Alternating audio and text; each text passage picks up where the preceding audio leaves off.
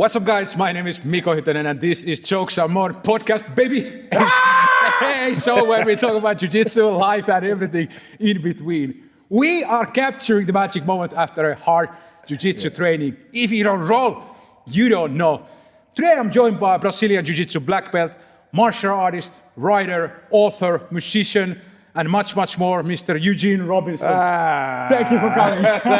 Nice to be here. Nice to be here, actually. Yeah, and what I like the most is that the guys who know me, who've done jiu-jitsu with me, are like, what the hell is Eugene doing there? That's for you. Exactly. Keep it going on. This is going to be crazy episodes, guys. Yeah. And I'm going to start with one thing. 3 minutes, 17 seconds, you pissed off Samuel L. Jackson. What happened? Oh, this is a great story. So I used to be editor-in-chief of this men's fashion magazine in LA. And so over the course of time, I learned a few tricks. Yep. Like never do the interview on the day that the photo session is done. Because the dude is there, he's on the set. It's like a 12-hour photo session, right? They're trying to, all these different clothes. So the woman who's the creative director, some woman from New York, Condé Nast, she's the one who hired me. She goes, look, come to the set. You meet Sam, and then right after you do the interview. Now I know never to do this, but I did it that time. So she brings him to his trailer, and I'm standing there, and I'm a huge Samuel Jackson fan, like massive, every single thing he's ever done. And she walks him up to me, and I'm obsessed with Hollywood height. So I was like, we're about the same height, talking. And so he's supposed to change. I'm supposed to follow him back to the set. And I say, I'm just trying to make myself small, right? I'm like, I don't want to, and so I say, like, I don't want to interfere. We'll do the interview right after, but I'll let you guys get finished with the pretty stuff first. And Samuel Jackson looks at me and he goes, pretty stuff? And I go, yeah, the fancy clothes, what the magazine is about. So I take the focus off of him onto the magazine. Like, this is kind of what, and he's like, pretty stuff. And so now I realize, God, and so we have to walk back to the set together, which is about, I don't know, a 90-second walk. And we're walking together, and I'm looking forward, and he's just looking at me the whole way going, pretty stuff. And then, it got, if you, in the fight world, it got chippy enough where I was like, if I have to fuck him up, I'm going to lose my job. This was for the first issue. The first issue of the magazine. So I go back, and there's a picture I posted on Instagram of him right after that, and he's smiling, and I'm just kind of crouching down in the corner, trying to make myself small. And we go back to the trailer, and now he's not talking to me at all. We sit down, I put it on the tape recorder. I have 2 tape recorders because I'm super paranoid about it not filming, and I start asking a question. And I've done this to interviewers before. Like they piss you off, and you stonewall them. So I ask him a question, and you never answer a question that's like yes or no, because he just says yes or no. So I ask a question that requires him to do some thinking, and he goes, I'd have to think about that. And I'm like, Jesus Christ, I'm fucked here. Like, they didn't want to have me as editor-in-chief anyway. They had some guy who was, older than me. And so finally, at the end of it, I usually have the nuclear bomb question, which is a question I know if I ask it at the beginning, the guy could go, fuck you, and he could walk out, and I got nothing. Right. So that's usually at the end. I said I got Hail Mary. I got to ask that question now. So I said, hey, I'm friends with Andre Braugher, who's an Emmy-winning actor, the guy who was on Brooklyn 999 or 99, died, I think last year. We're friends from college, right? And I said, he said that he would never do another role after we did this play in college together. He said we'd never do another role that required him to use a traditional, stereotypical Black American accent. How does that sound to you?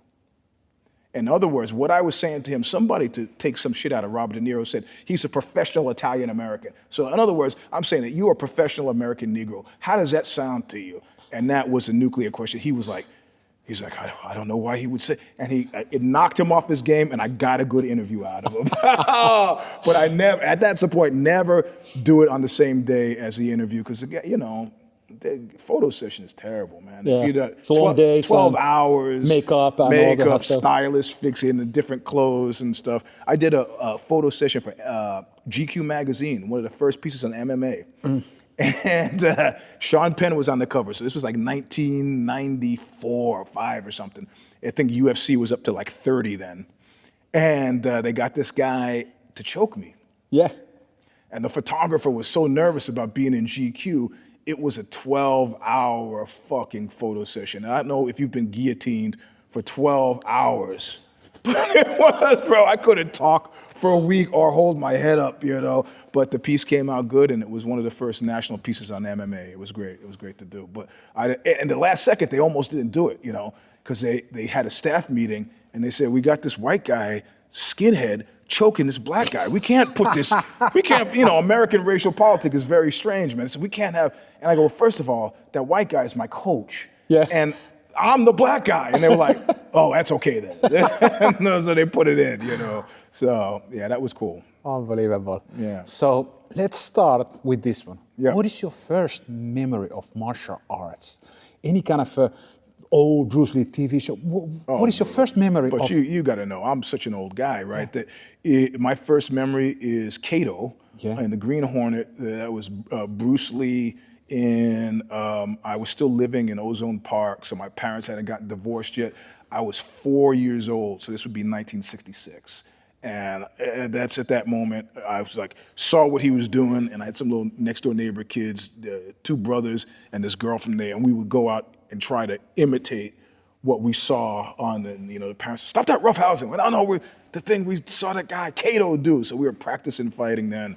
But, you know, my parents, my mother and my stepfather were kind of bohemian. You know, they were like, I'd been asking for karate lessons since then, and they turned me down. They go, fighting is not what, you know, people should do. Yeah, you can talk your way out of a problem. I go, this is Brooklyn. Talk my way out of a problem. He said, well, you could run. I go, I'm just going to get beaten up and tired. And then I got my ass kicked 3 years later, or no, 5 years later. I got into a fight, because now I start fighting anyway. Yeah. And this guy, you know, we start going at it, and he hip threw me.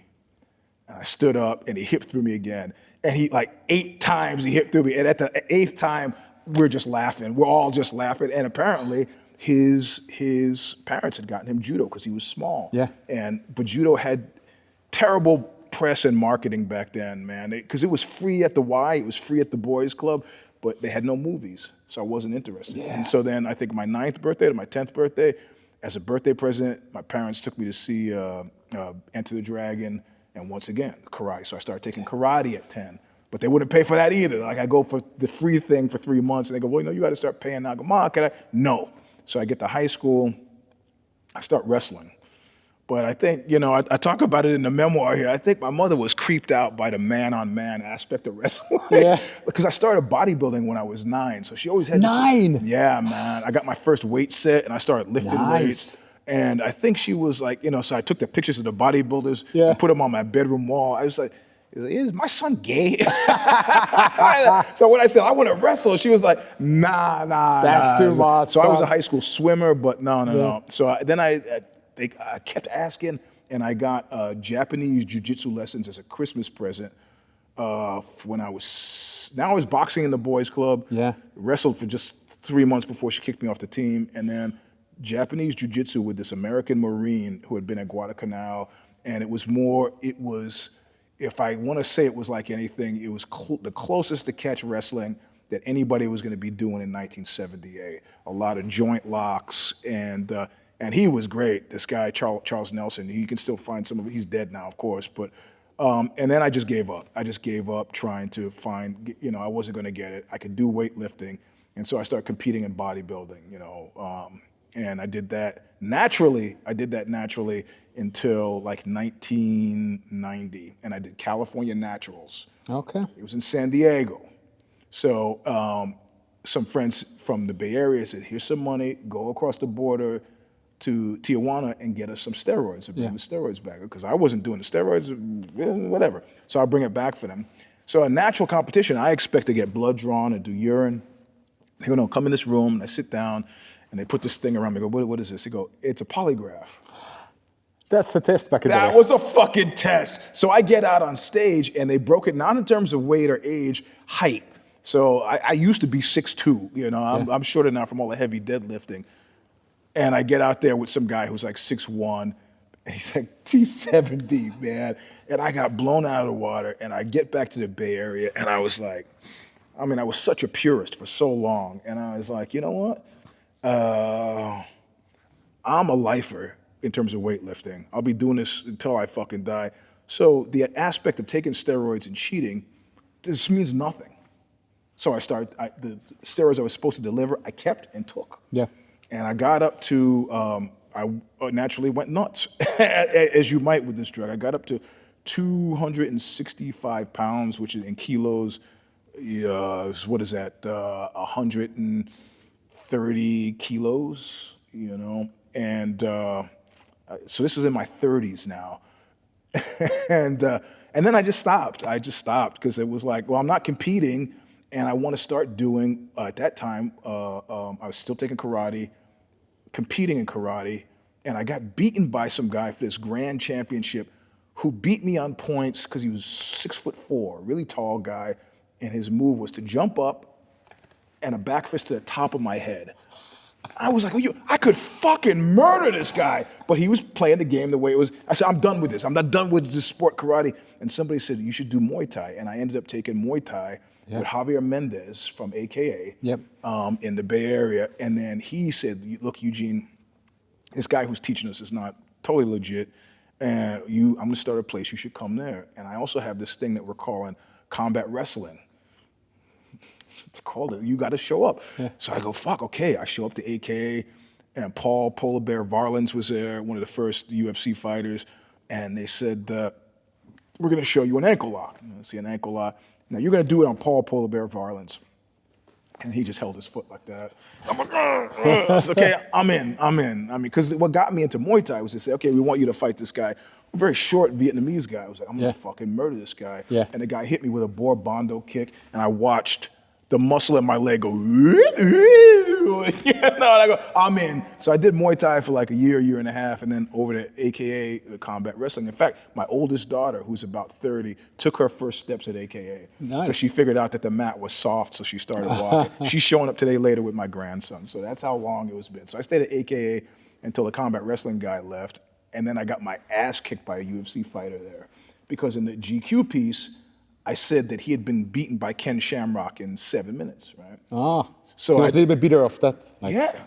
So I heard he was pissed off, and man to man, I'm the kind of guy, I say, hey man, Brian the Fury Johnston was his name, one of the first, fought, Don Fry, those guys.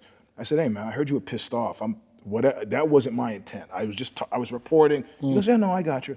So I do a competition that was, the combat wrestling guy had his own academy at that point, competition there, and they were going to do an exhibition with Brian the Fury Johnston. He says, yeah, the guy from my school didn't show up for this exhibition in the middle of the match. So there were matches, then the exhibition, then more matches. Because I need somebody about his height and weight. I don't see this coming. He's like, hey, Eugene. I was like, cool, sure. I had already competed and lost earlier that day. So I was like, fine. I get up in the ring, and I'm taking my mouthpiece, and I'm saying, so what is it we're going, and before I hit the mouthpiece, the guy shoots, fireman carry, fucking stoves my head into the mat and is savagely beating me for fucking, I don't know for how, and I don't want to scream like a child, but I'm looking outside the ring hoping that to communicate with my eyes that this is not normal. Yeah. Like this is exceeded normal fucking reality. And the guy just fucking me up, and I'm trying to fight, and then I'm looking at the clock, and at 7 minutes on the dot, he stops. So he's just trying to make a point. And at that point, I was like, fuck this shit, man. I'm not gonna. So I started training it with Half, whose first words to me were, what do you want?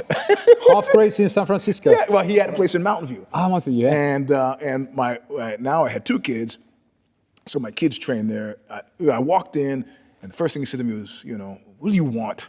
And apparently, those were still the days of the Gracie Challenge.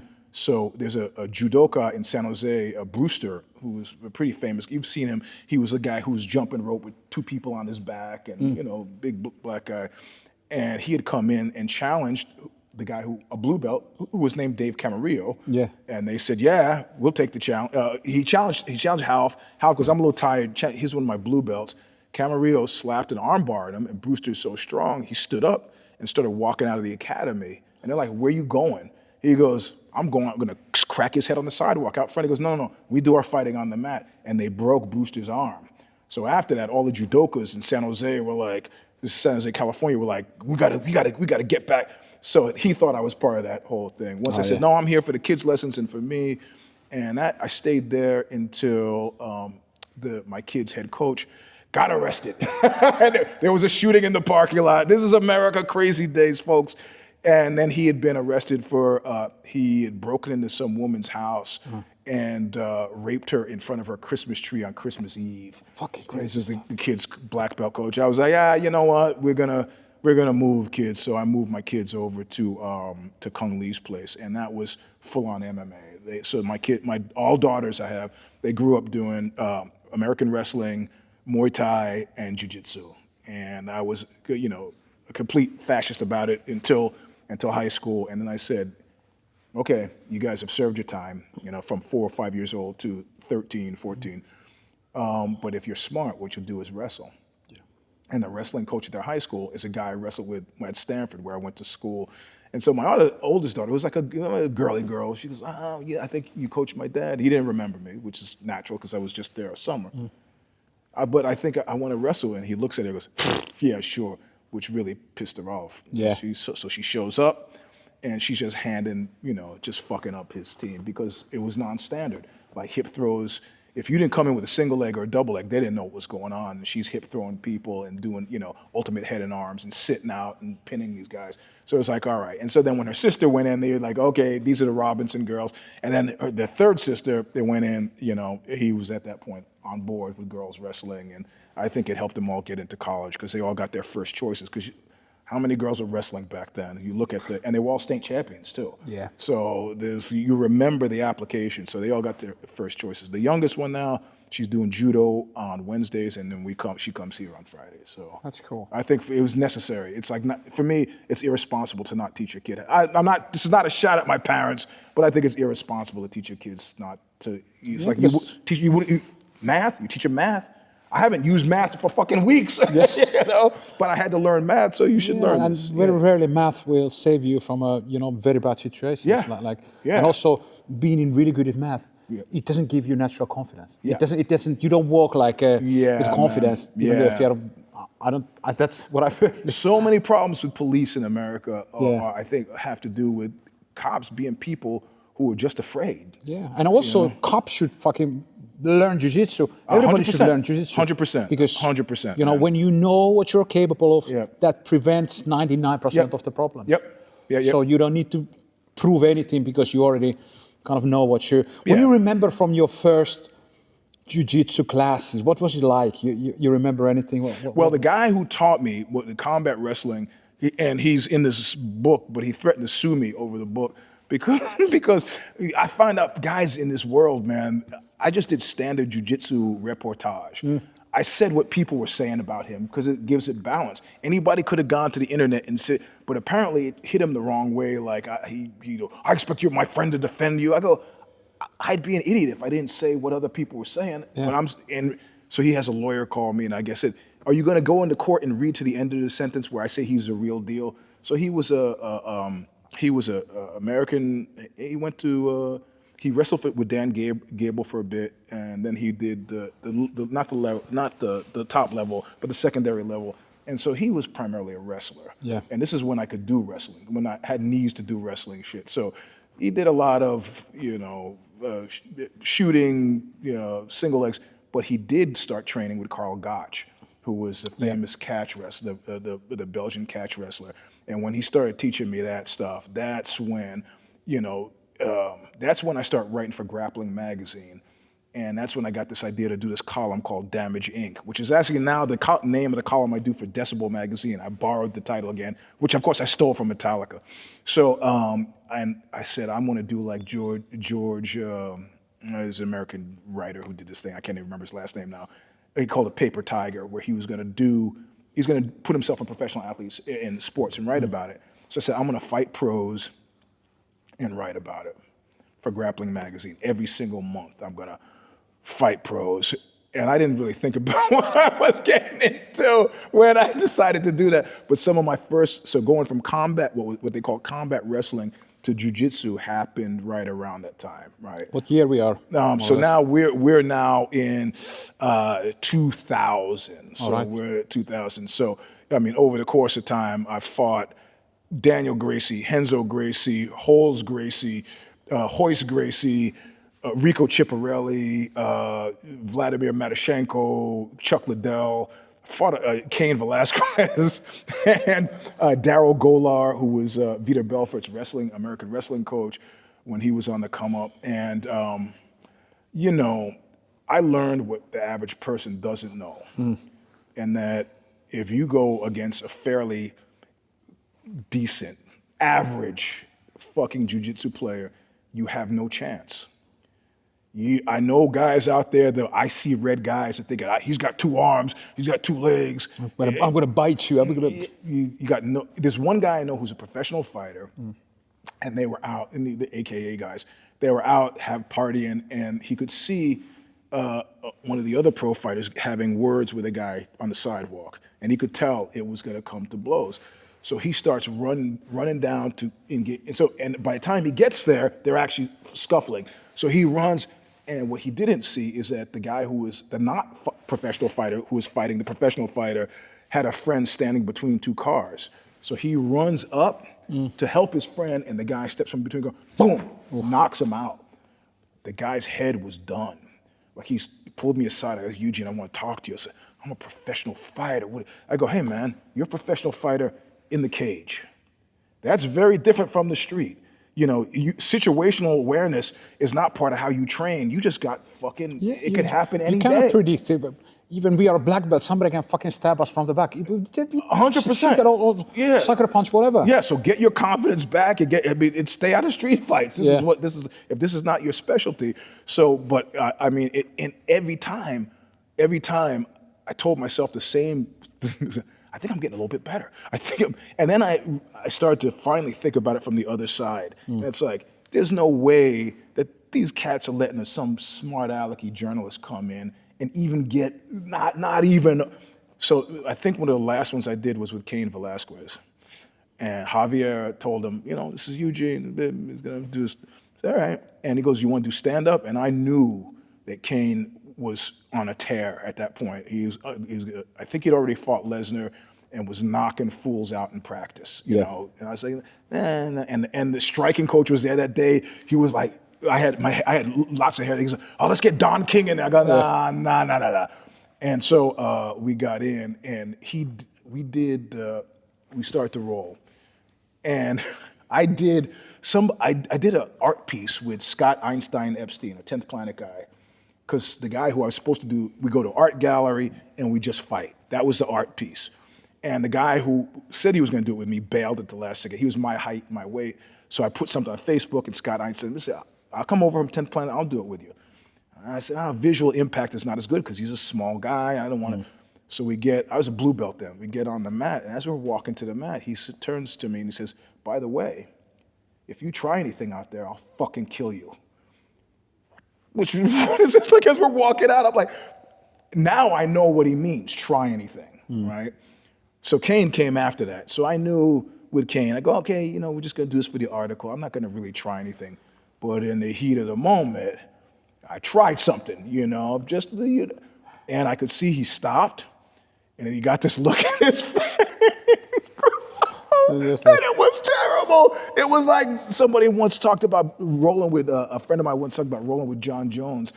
And he was like, in telling it, you could see the panic come out. He was like, it was like being in there with a bear. Yeah. Like if you're not sure about somebody's ability to control themselves, it's terrifying, right? And so Velasquez is just beating the slop out of him. I mean, just like, and he's doing it in a way that like, I do not even have the luxury of a tap. Okay. Right. So like just as I'm about, he moves to something else. And I remember standing on the sidewalk in front of AKA, like whining in the phone. I called Harley Flanagan from the Crow Mags. He's a friend of mine, trains with Renzo. And I was, man, you're this fucking guy, man. And he's like, what did you expect? What did you expect? But even still, I was still game. I think that was the last one I wrote about. But if I had the opportunity to, like I did a Chuck Liddell piece for, he was fighting Atreyu, the heavy metal band, for Revolver magazine. And at the end, I couldn't stop myself. I was the journalist, just writing the piece. Say, hey, Chuck, I've done this before. You know, I trained with Jake Shields and Gil Melendez. And he was like, sure. And so that I didn't really write about him kicking my ass, but But there was one place that they said, you were asking me about jiu-jitsu, where they said, do not do this. Don't like, and it was 2 people I heard this from. I was gonna go into Eugene Labelle's place, who's the sweetest guy on the phone. You talk to him, he's just loving guy. And I said, I'm gonna go in there and roll with those guys for the article. And the editor-in-chief was like, don't do this. I go, no. He's got Igor Vochanchin. He's got Ghetto Man Joe Charles. He's got Fedor's brother was training there at the time. Oh, yeah. So, I said, I could get 4 months of articles. He goes, you're gonna get hurt. That's what they do. And I go, no, man, I can. He goes, you have 100% chance of getting hurt. It's not even a chance. You will get hurt, and I can't pay for your health care. You're on your own. And I thought about it, and I was like, yeah, Gene has been pretty nice on the phone, bro, but I don't want to get fucking. And especially since at that point, I got to 265 pounds, 130 kilos, and I was trying to get to 150 kilos. And then one of our guys who was taking steroids had a congestive heart failure, 19-year-old kid. He was about 300 pounds, and he had a stroke, and I went to visit him in the hospital, and he was all like fucking broken up. And at that point, I think that's what I said, no more, stop, because I didn't want to. And I said, well, if I can lift weights and do jiu-jitsu and keep the weight, I will. And I lost all the weight. Right? I mean, spent 2 years, first 2 years get tap. But as I started to get cardio for it, I dropped down. And when I competed at 205. Okay. And I was like that. And now I walk around at 218, and that's perfect for me. I'm not doing anything special. But yeah, those guys, I mean, the Karl Gotch thing, the micro adjustments he made to some of the moves that we all know, like Americana, Kimura, the micro adjustments that he made from some of the shit that he invented were just killer, but they all hurt. They all hurt. And at a certain point, I was training 9 times a week. And so I would go to the Sorrel Academy for 7 of those times, and I would go over to Stanford on Tuesday and Thursday nights to do the other 2, and it was day and night. And I was starting to learn some of this Gotch stuff, and I could see, I was like, man, why these guys, I was like, people getting angry with me. And I was like, you know what? Today in class, he goes, you do this move with somebody, Andrew said, they're gonna get angry at you. And that was all of what I did. I was used to, because this sport's about controlling your emotions. Yep. And if you're getting angry, you're not controlling your emotions. So people should be able to do whatever they want, and it's just part of the game. It is. So I stopped going over to Stanford, because it was like professors and visiting business school guys. They wanted the easy way. So that's where the road started to change with jiu-jitsu, where you still had like the old school lunatics, not Judo Gene Labelle. Nobody wants to get hurt because you can't train, but then this kind of gentleman thing of just being super nice. So there's a nice midway where because part of it's being tough. And I mean, like I said, okay, let's think about things. Is it a punishment hold or is it a true submission? And if it's a punishment hold, fuck that, ride it out as long as you can, as long as you're not getting permanently damaged. So a guy does an Ezekiel and it's a fist in the throat, it hurts, but as far as I'm concerned, it's not a true submission hold. Nothing's gonna break. Yep. You can tough it out. So first it'll be 3 seconds, and it'll be 5 seconds. All you're just looking for is an edge, and it's just part about internal fortitude. So, but you start talking about this and people think you're crazy. But jiu-jitsu guys, when did you get your blue belt, and who gave it to you? I've got all my belts from Leopoldo Sorrel. Okay. I trained for the first year at Beverly Hills Jiu-Jitsu with Marcus Vinicius.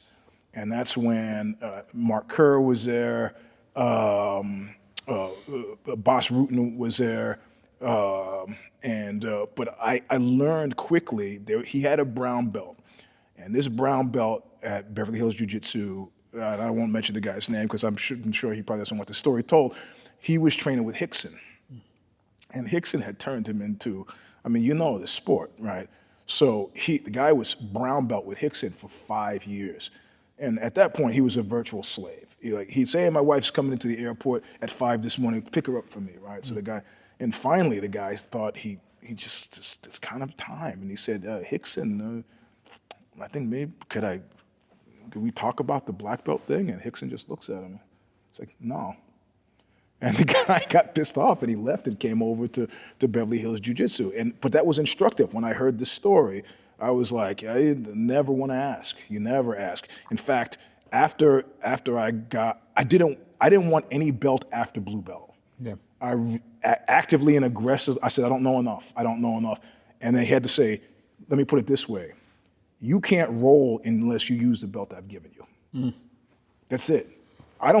You don't tell me you're not. I tell you you're ready. So I've always felt slightly embarrassed putting on the purple belt and then the brown belt and so on. But so it was Marcus Vinicius at first, and then schools kept closing. Then I was with kind of Jake Shields, which he was calling it American Jiu-Jitsu, and then Gil Melendez. But I had to drive too far, and I needed someplace where I could go every day. And I found at Fairtex, I had gone over from Muay Thai, but there was this guy, Leopoldo Serrao, who was a Brazilian catch wrestling, a Luta Livre guy, Brazilian catch wrestling.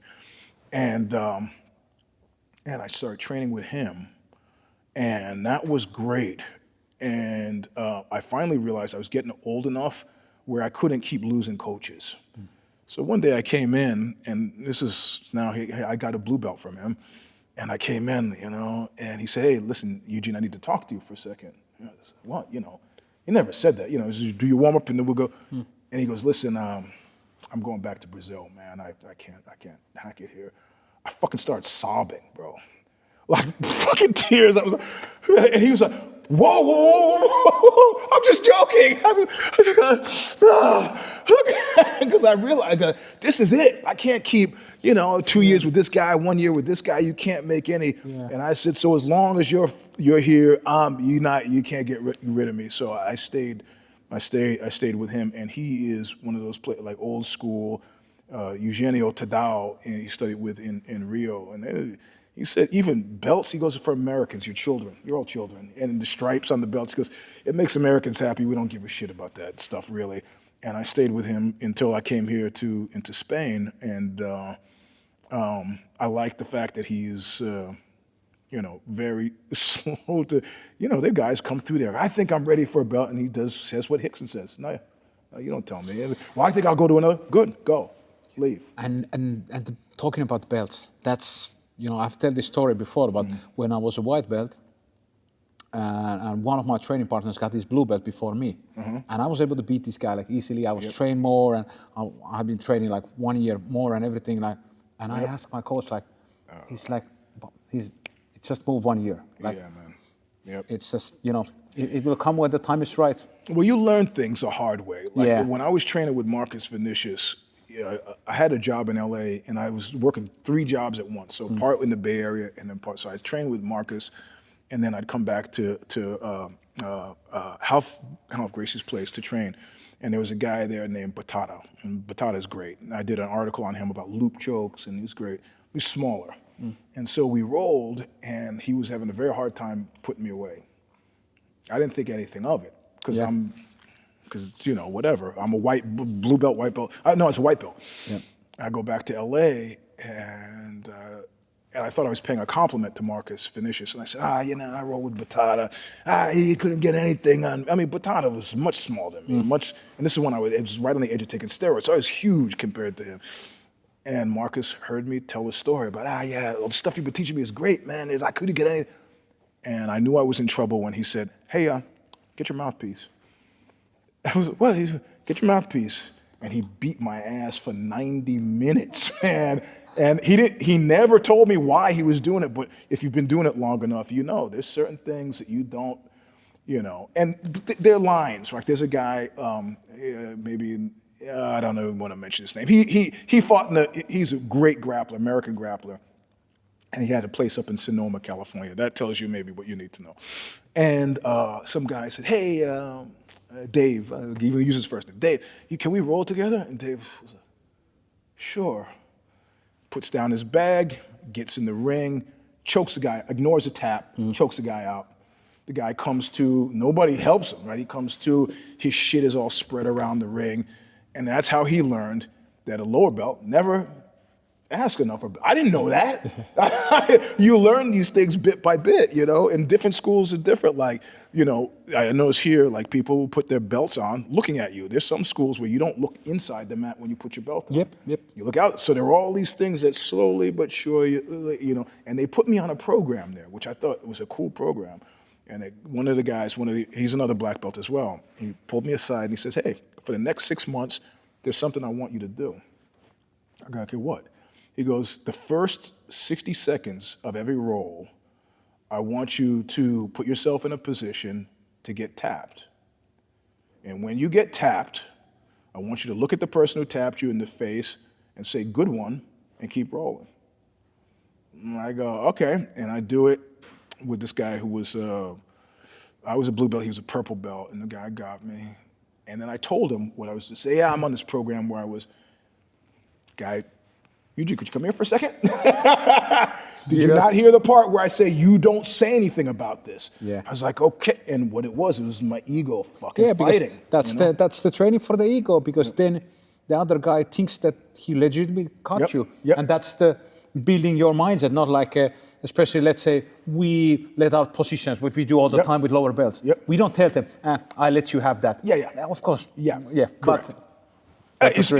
So that's, after about 6 months, what you're suggesting is exactly right. It designified the tap. Like, who gives? That's just it's just an incidental thing on the road to something else. So like, you know, I let Mike today take my back, and you know, he gets an arm bar. And when you see how happy it makes him, it's like Christmas, man. And like I could have got my arm, maybe struggle, but I was like, what's the point? What do I care? Yeah. Everybody's journey is different. What do I care? I'm here to help build people's confidence. Fuck that. So you got it. Good for you. Yeah, and that's. You know, so, but yeah, so he that was an interesting program. Then I had like the 6 months of roll with your eyes closed program. Oh, that's interesting. Yeah, which gets you to, like, you can feel when somebody's balance is shitty in a much more significant way than if you have your eyes open. And so there are little things, but for me, like, I'm technically deficient, but this is purposeful. Like, I remember when I started training martial arts, they said, somebody once told me, a karate teacher, you're gonna do this stuff so much that it becomes instinctual, second nature. And so, you know, I could teach a kid's class where they say, oh, you know, this is, you know, you follow. And as a black belt, sometimes I had to teach classes, you know, you do a knee shield and you pull it out. But I typically always drill badly, because it's like, I was concerned and interested in stylistic things. Like, what would I naturally find myself doing? What would instinctively I'll do? And because I'm doing the music thing, I have had odd occasions to get into fights at venues, right? Like, because, you know, we played in Arizona, and the bouncers there had no idea who we were, and they're just not, it's rock and roll. They're not used to seeing a black guy. So I get into a fight with the bouncer because he shoves me, not knowing I'm the guy in the band. And so they go, oh, yeah, we're going to fight.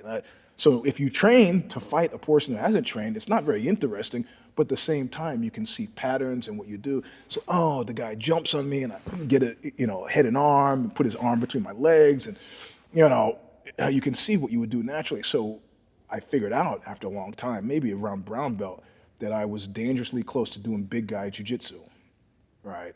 Which means representationally, it's a lot of upper body stuff. You know, Kimuras, Americanas, you know, and I was not even basic, like holding somebody down, great up here, you know, but I wasn't using my legs a lot. And so I went on this thing where I'm gonna just, you know, I'm gonna use my legs a lot. And that's probably why I ruptured the quadricep tendon, you know, and I'm not flexible, but I didn't want to fall into big guy jiu-jitsu, you know, chest smothers. I mean, all this shit that is all up here, but that is the style that works for me. That's my thing. So yeah, it's everybody's jiu-jitsu journey is different. Like, somebody's like, Eugene's gonna teach a class. The guy goes, he sucks. Because I can't show you a daylight even to an X guard. That's why. Let me tell you something. I got in an argument with a guy actually the other day. A guy I used to train with about grit and toughness versus technical proficiency. And I said, it's like that line from No Country for Old Men. It's like a paraphrase. Like, what good is your technical proficiency if it brought you to this end? You're getting tapped by a guy who's fucking just, and he's like, yeah, but it's important for the spiritual aspect. And I go, well, lots of things are important. I mean, I would say the same about toughness and fortitude. Like not learning how to not submit if it's not a true submission and whatever. So these are different theories. And for the life of me, I haven't been able to, I try to avoid it. Like everybody now is talking about ecological jiu-jitsu, and I purposefully have not read any. And finally I broke down and I asked somebody, hey, what is this ecological jiu-jitsu? And they started to explain, and about 30 seconds in, I couldn't. It was, I tried it, man. Okay. I tried it here. We had a seminar here, and at least that experience was disaster. Yeah, man. Like I see that as a part, because we do a lot of, we teach the techniques, and then we do a lot of positional sparring. Which I really like. Which I also really like. But they don't teach anything. You just need to figure it out. Yep. For example, grab the guy's ankle, and your job is to, make him fall. Yeah, man. For me, it was a weird experience, and just, at least in that case, not a big fan. Almost like I was like, this is fucking ridiculous. Yeah, man. But but we teach the techniques, and we do a lot of positional sparring. If we learn something, let's say for example half guard, then we do a lot of positional sparring from the half guard. Yeah. Like I think that's, at least in my opinion, that's the best way to learn. It's a totally solid way to do it, and I like that. But like I said, I didn't pay attention to ecological. And I think you are the kind of guy that if you go to train it, you're gonna walk out. You're gonna walk out. You're gonna probably walk out. But it's weird, like I, in theory, I kind of always liked the 10th planet approach, and then in practice, I can't, because of that art thing I did with Scott Einstein Epstein. I felt comfortable. Like he's a New Yorker and I am a New Yorker, and I felt comfortable. And I sent a few people in there, women I sent in there, and they were like, "Yeah, those guys are assholes," and I was like, "Ah." So I stopped sending people in. So there's so many pieces to this jiu-jitsu journey. Like we were talking the other day, and character is a big issue for me, especially. So I mean, I'm anywhere. I'm trying to be helpful, and I'm also paranoid too about being an older jiu-jitsu player, and then I don't want people going easy on me. Yeah. So I tend to try to insult my partners. so that kid who was here, Geronimo, yesterday, I go, "Hey, do you do gi too? You should come back and do gi." He's like, "Yeah, I do gi." "Yeah, no, come on, bring your gi and we'll lend you one of the white belts here, It's like, I mean, I knew he wasn't a white belt, clearly, but I had to, I don't want... You poke him a little bit. Yeah, just a little bit. So he doesn't, I'm going to go easy with his own man. Yeah. So, I mean, part of it, I went against, there's a place called Triune in the Bay Area, and they've got a lot of tough guys, and I went against one of their guys in competition. The guy, man, he was not even, he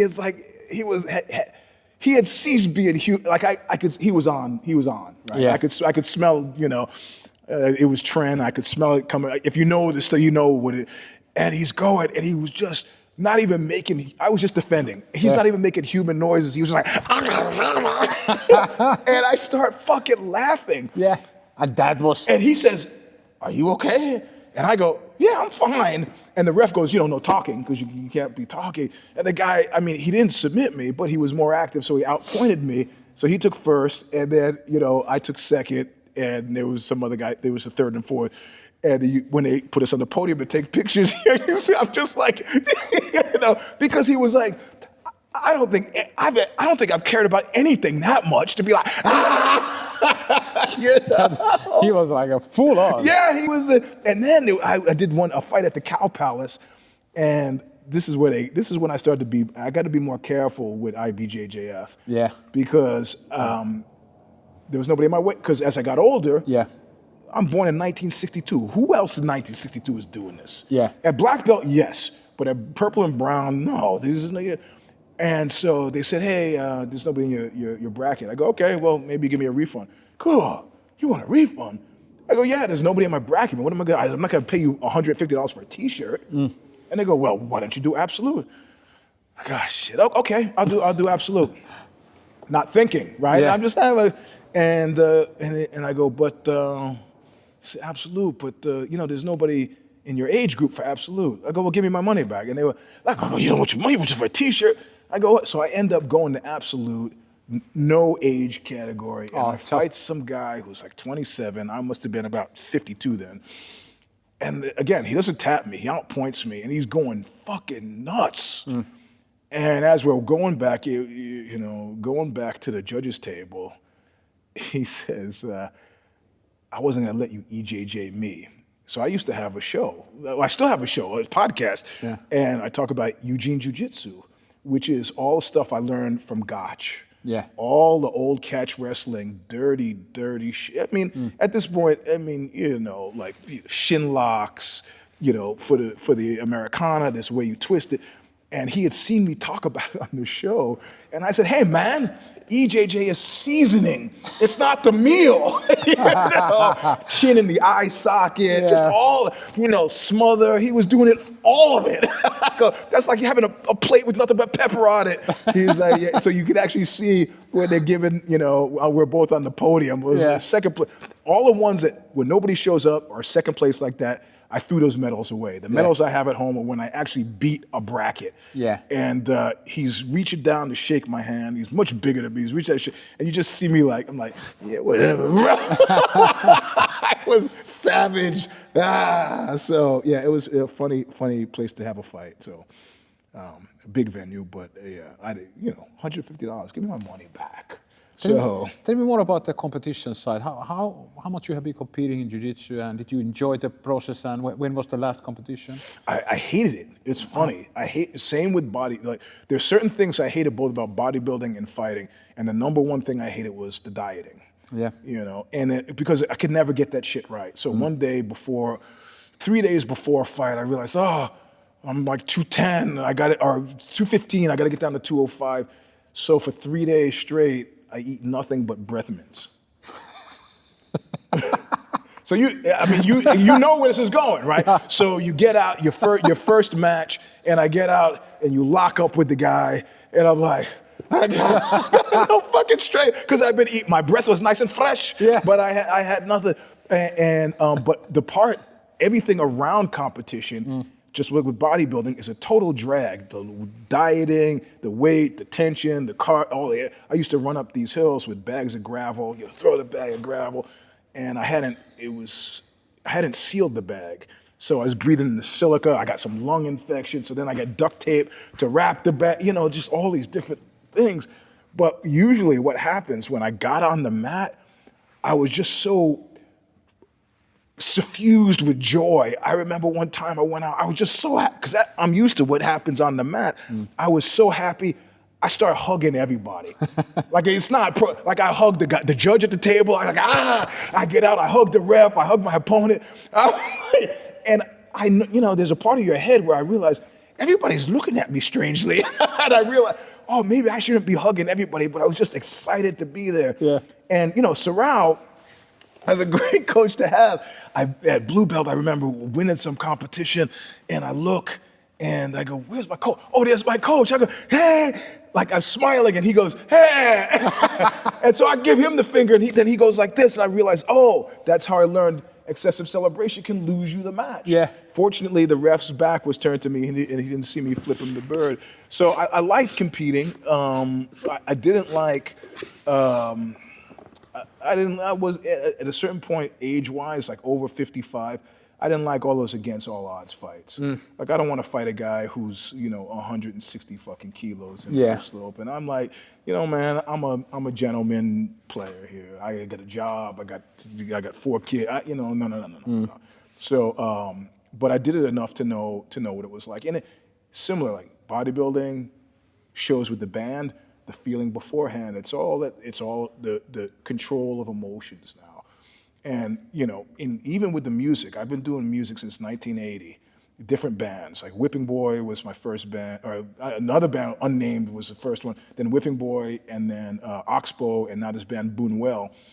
And only one time, people go, you're crazy out there. One time in Paris did I take a shitload of LSD before I played. And that was purposeful. I've been doing thousands of shows I've done, right? And I wanted to get myself out of a comfort zone. And so it was funny. So like it's like Apocalypse Now. I'm walking around the venue, and then I hear somebody call my name, and it was a band that was playing support, and they wanted me to do a song with them because we had recorded a song together, and it made no sense to me. I'd already told them no to play right before I play. If he had been opening, I would have done it because then there's a band between us.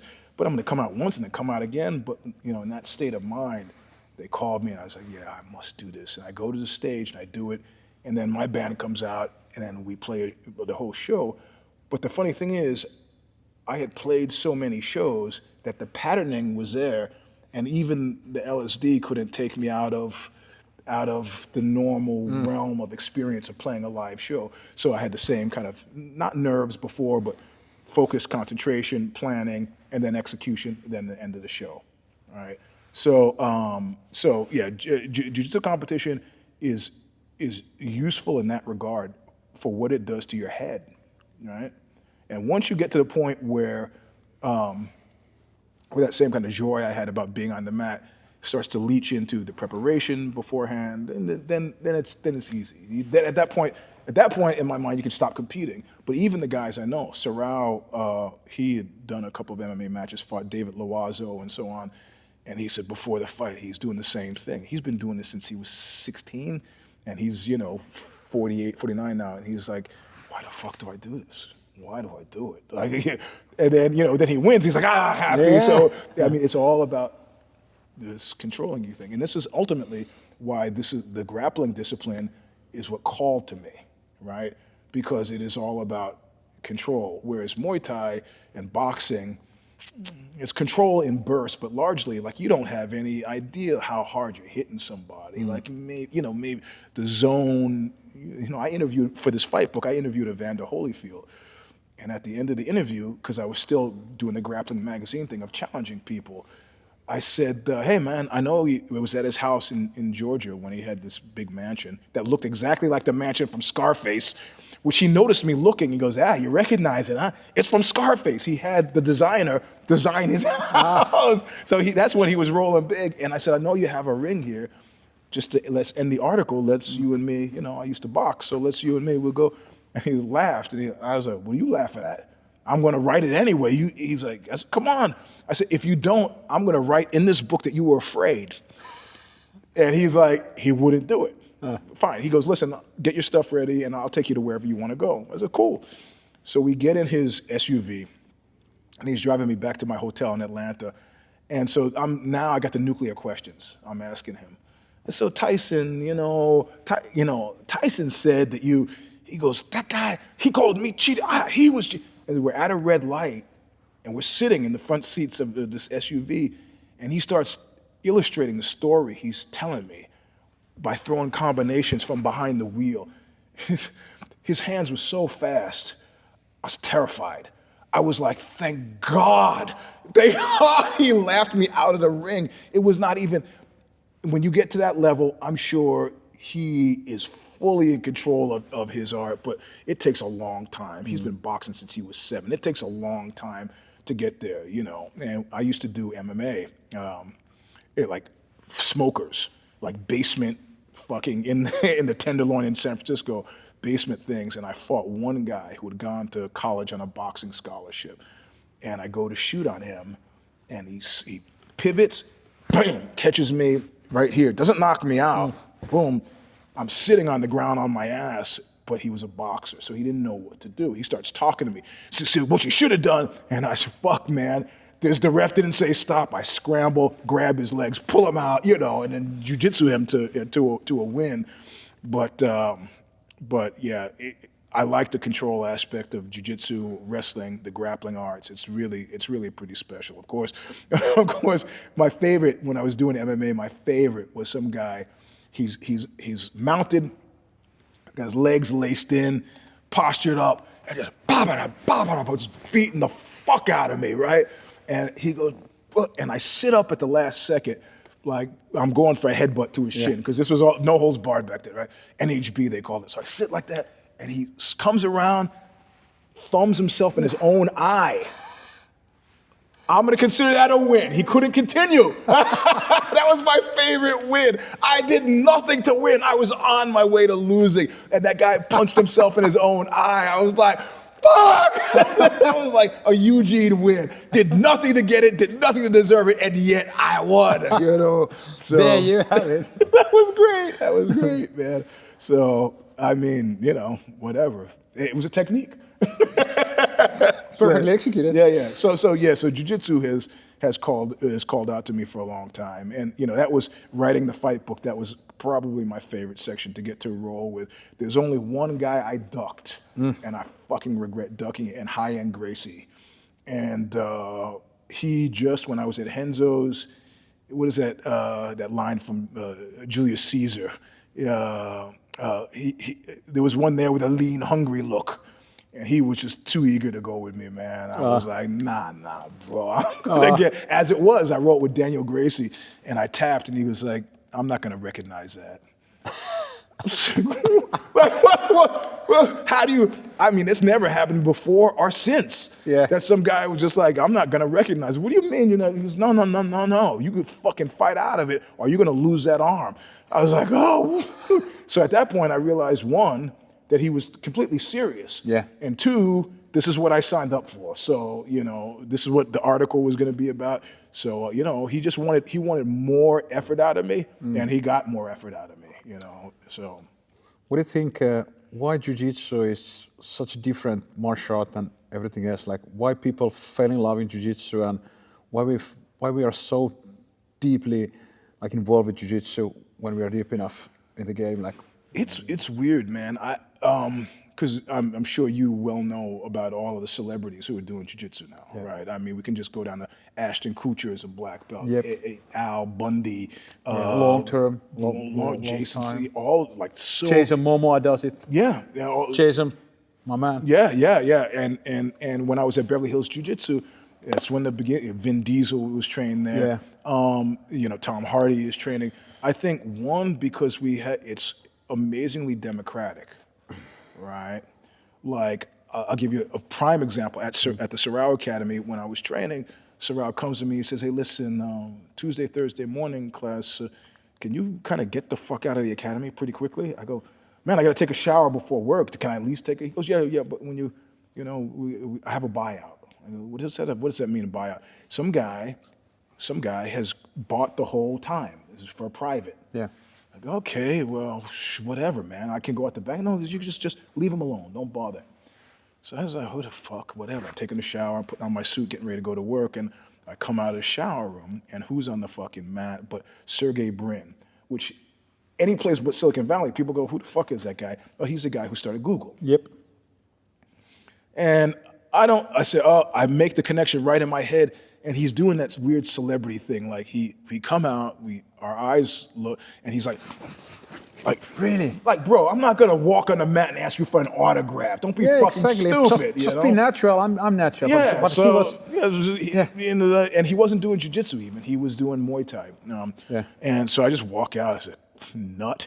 And I became super friendly with his father, because his father really, it's like, you're there, we're there. His dad started talking, and I never talked to him because he was so weird. But mostly these celebrities could come in and nobody gives a shit. Nobody gives a shit. You know, you just do your thing, and what's your name? Tom? That's it. You know, maybe I've seen the guy in a movie, but that's just his job, whatever. Yeah. So one, you could actually do it. And then two, how it returns, like, you have to do boxing for a long time before you feel fairly competent. But the reality of it is, technically, in the first year, if you can figure out, not even a good one, if you can figure out a good rear naked choke, let's just stop there.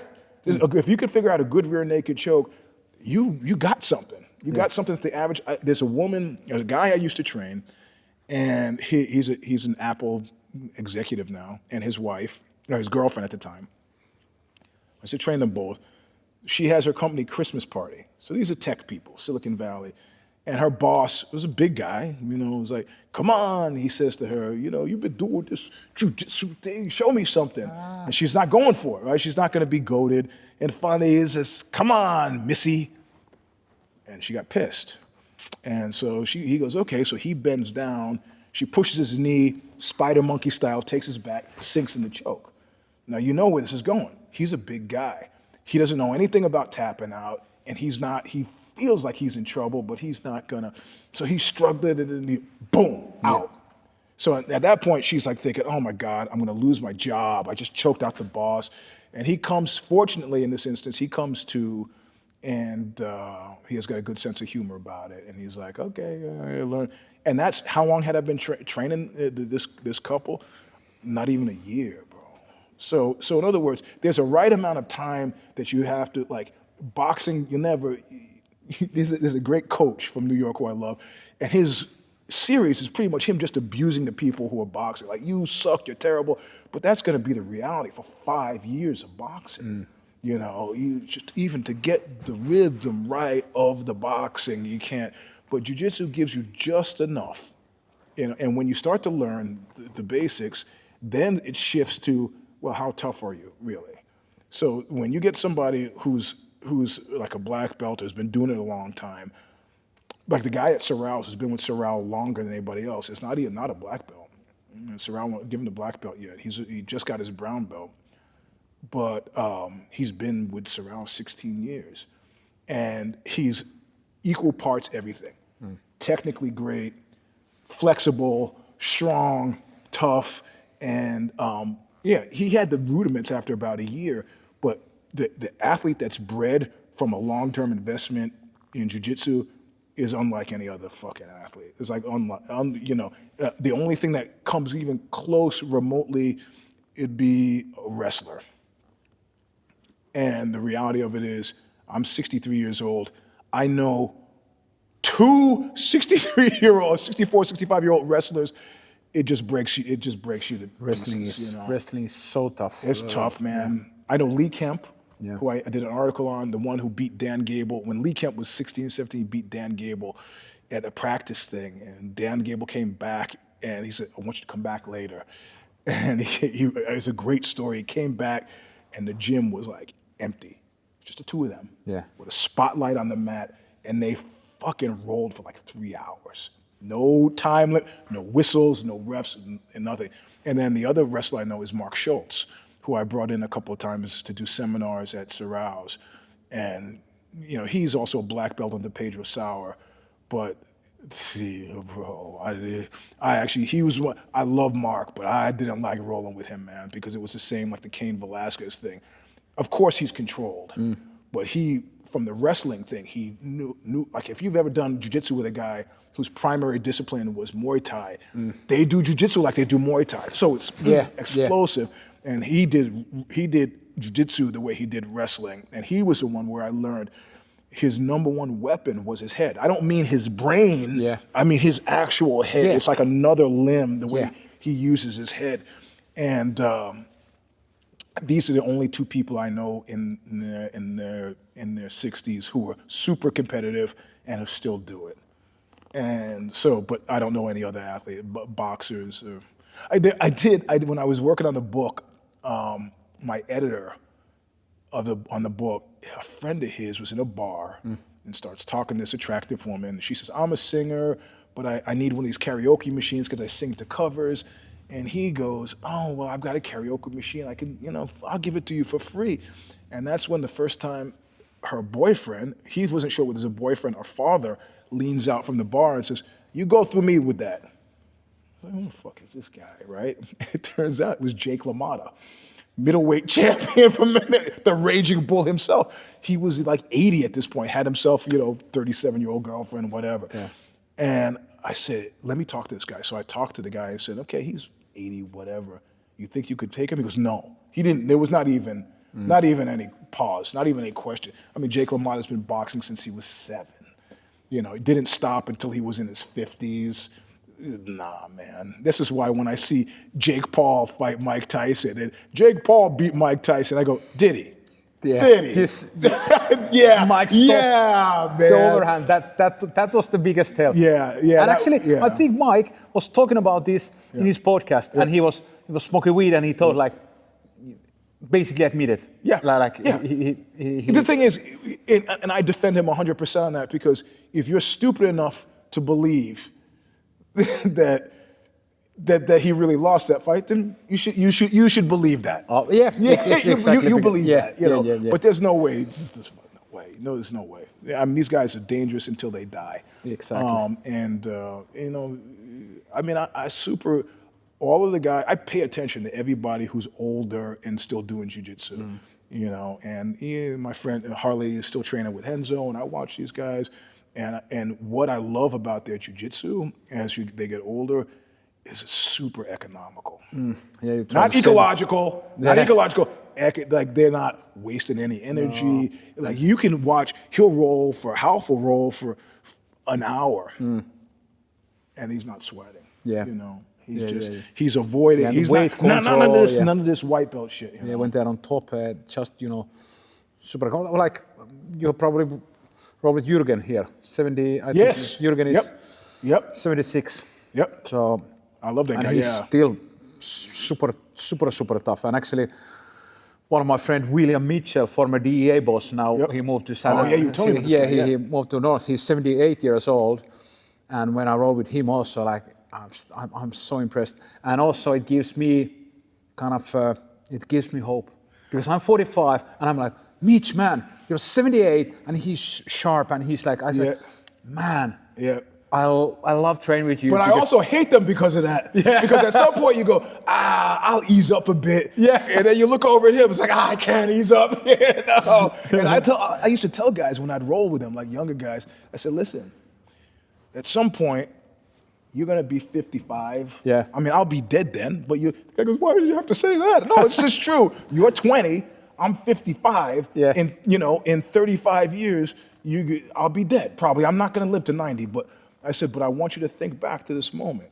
If you ever wanna quit, and think about, fuck, Eugene was 55, beaten up on a 20-year-old. How can I quit? That's it. So, and this is like this. So Jürgen, I was like, man, maybe I get to 70, I'll take it easy. I was like, can't. I can't. He was sitting laughing at me from the great beyond. You punk, you should have kept going. So, you know, so it's a good way to keep in shape, right? I mean, you do what you... And it's always, it's great to do something that challenges your mind, and because jiu-jitsu is truly a journey of learning always something. We are not learning the same moves. Like every single day we are learning something, basically something new or some small nuances or whatever, and that keeps it very interesting. And I think that's why it's a lifelong journey.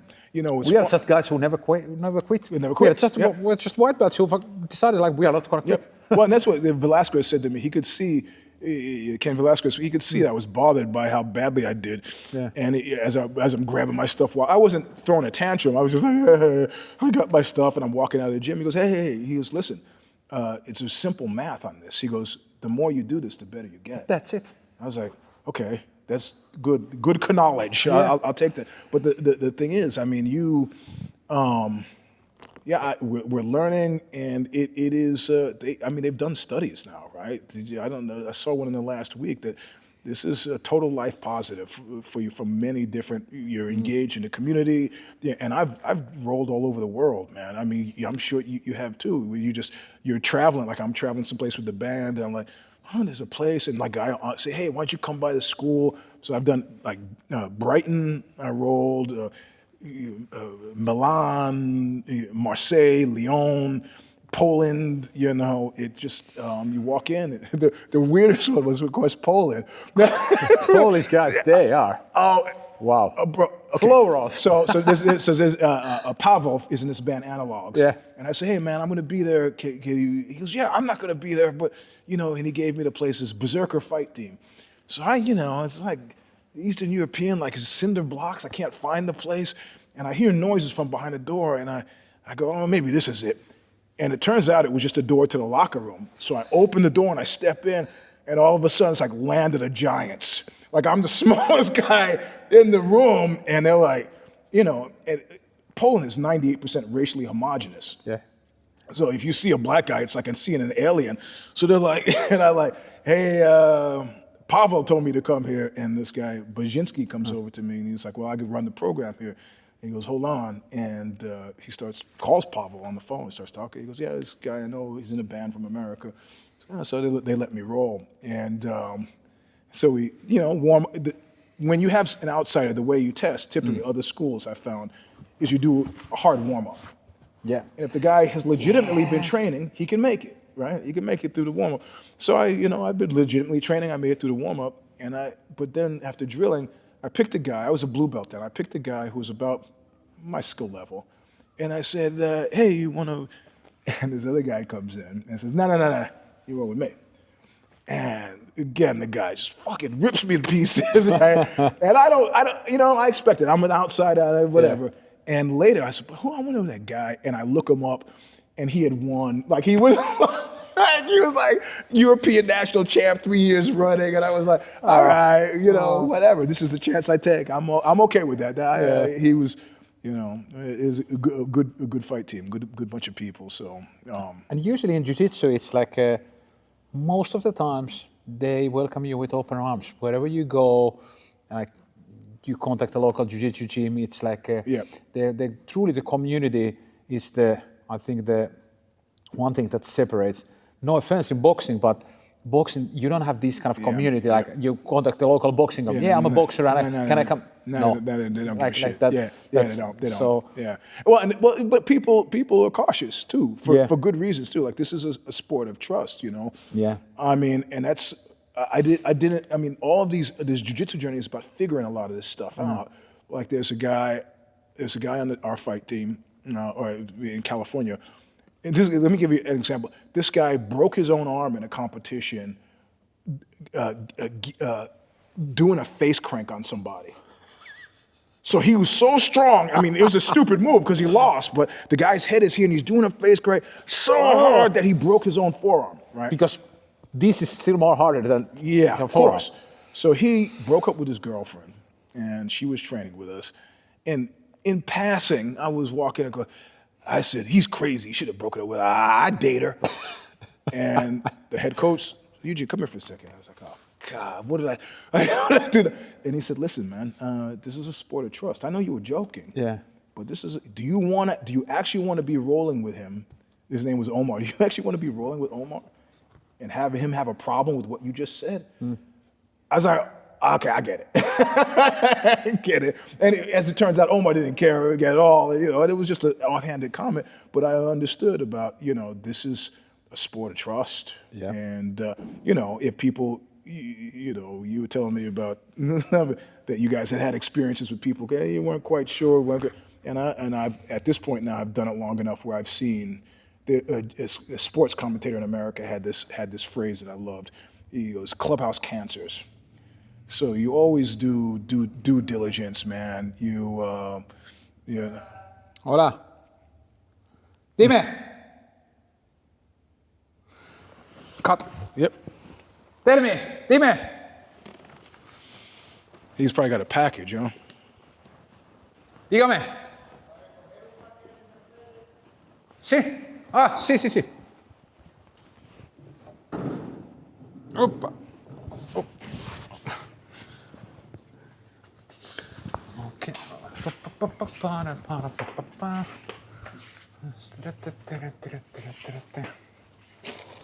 Ese es para Italia, ¿no? Este. Sí. Ok. Gracias. Gracias. Chao.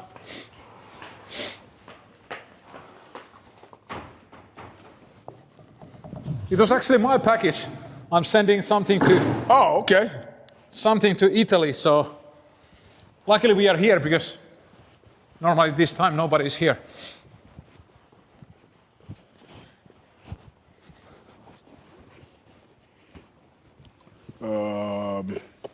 Hold on, let me just now. Yeah. I got some guys coming to do some stuff at my house. So it is a sport of trust, and the sports commentator in America who I used to like for a period of time, he had a word for it. He was like clubhouse cancer. Yeah.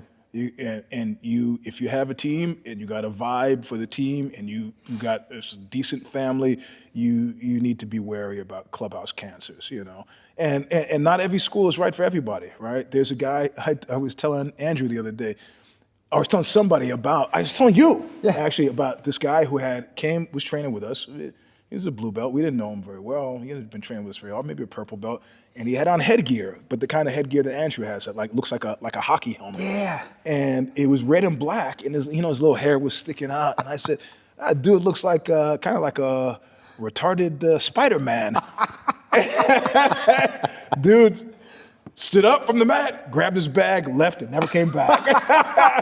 But it turns out that he had been at another school, and he was a purple belt and getting murdered by blue belts, and he was just, these guys are assholes. So how many other schools have you been to? If it's one of those guys who's been to 5 or 6 different schools, the problem is not the school, it's the guy. Exactly. And if you cannot take. They can't take some good-natured ribbing. That was a funny one. That was a funny one. Yeah. It was. I mean, there are a lot worse jokes I've heard at places, but it is. I mean, and that's the thing. I mean, that's why we talk about jiu-jitsu journeys and character issues. You get somebody who's been doing jiu-jitsu for a long time.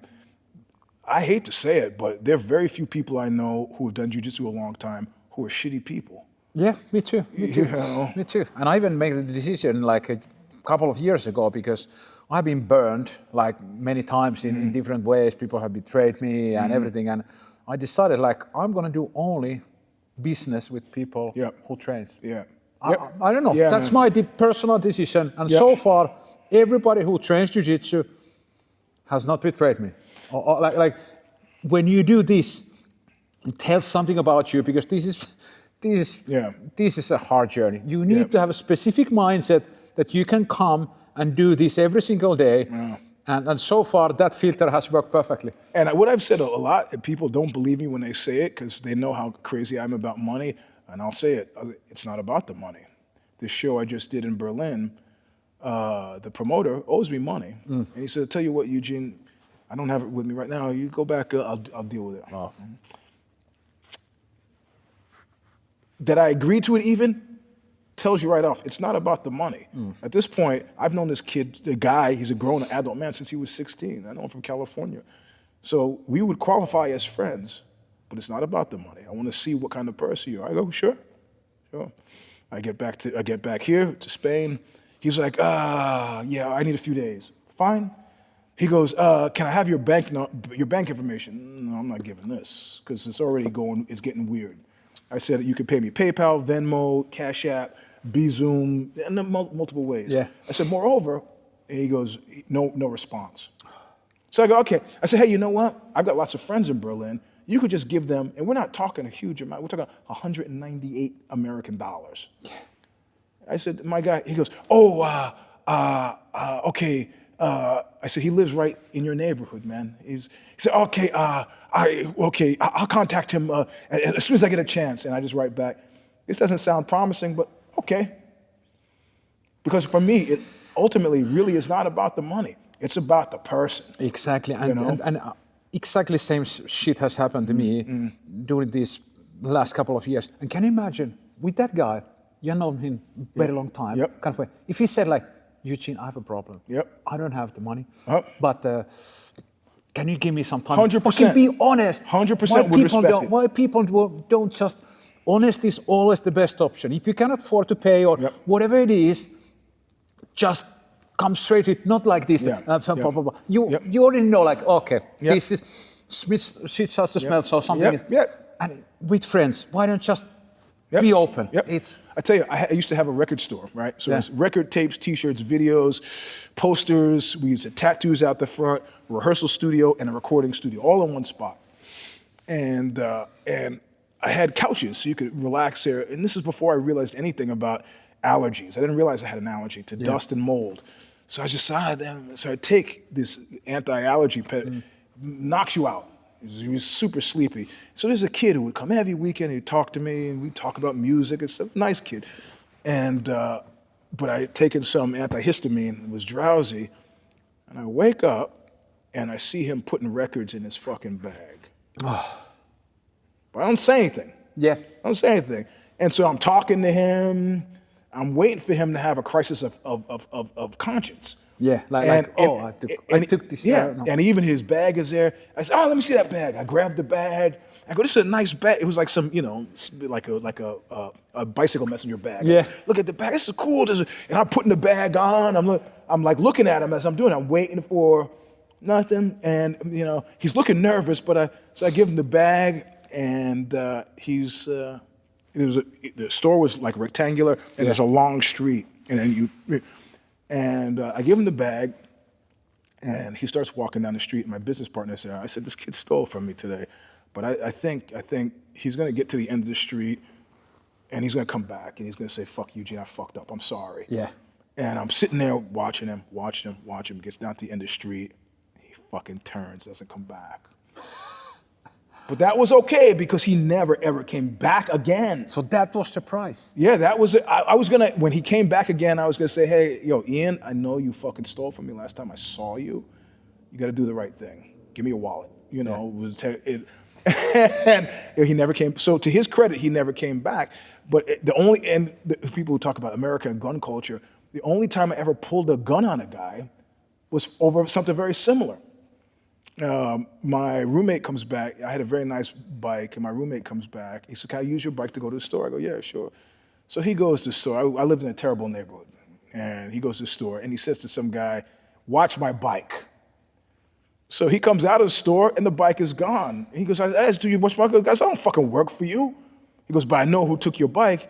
You can give me $100 to get your bike back." He's like, "Ah, fuck it. My roommate's going to kill me." So this guy has his own bike, the guy who said he would watch, but so he follows him back home, and he says, "You get your roommate to give me." So he says, "Eugene, you this guy out here, he stole your bike."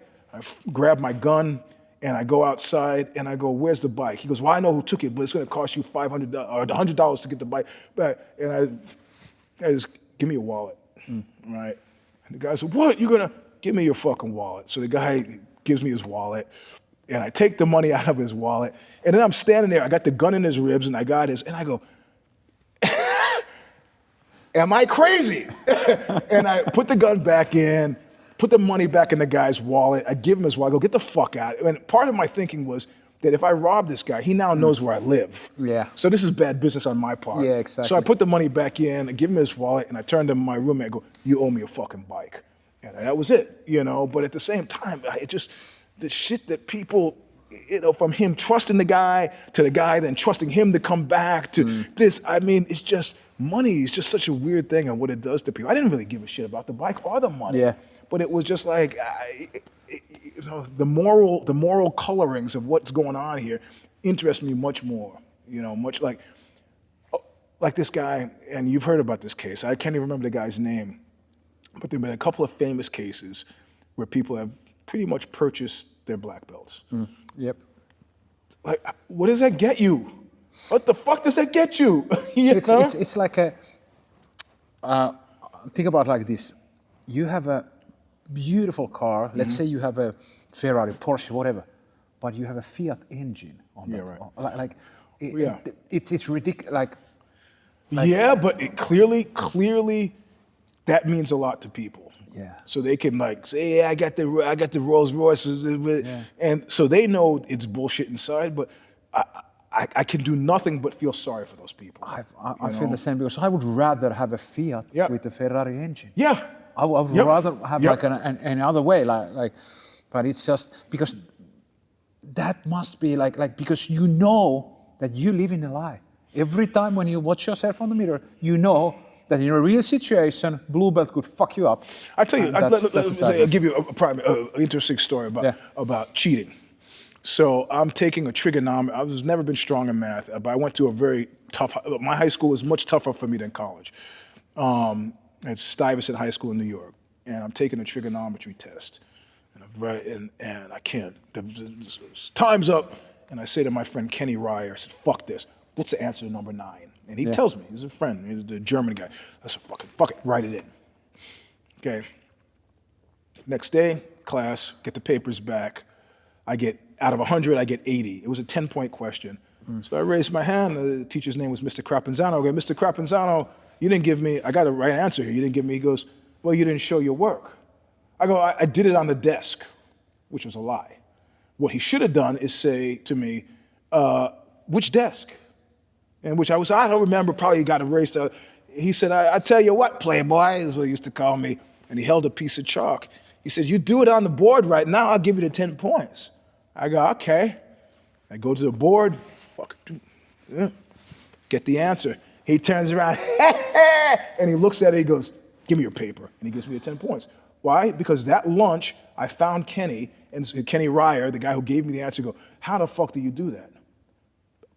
I wanted to know how to do it. I didn't want just a good grade on it.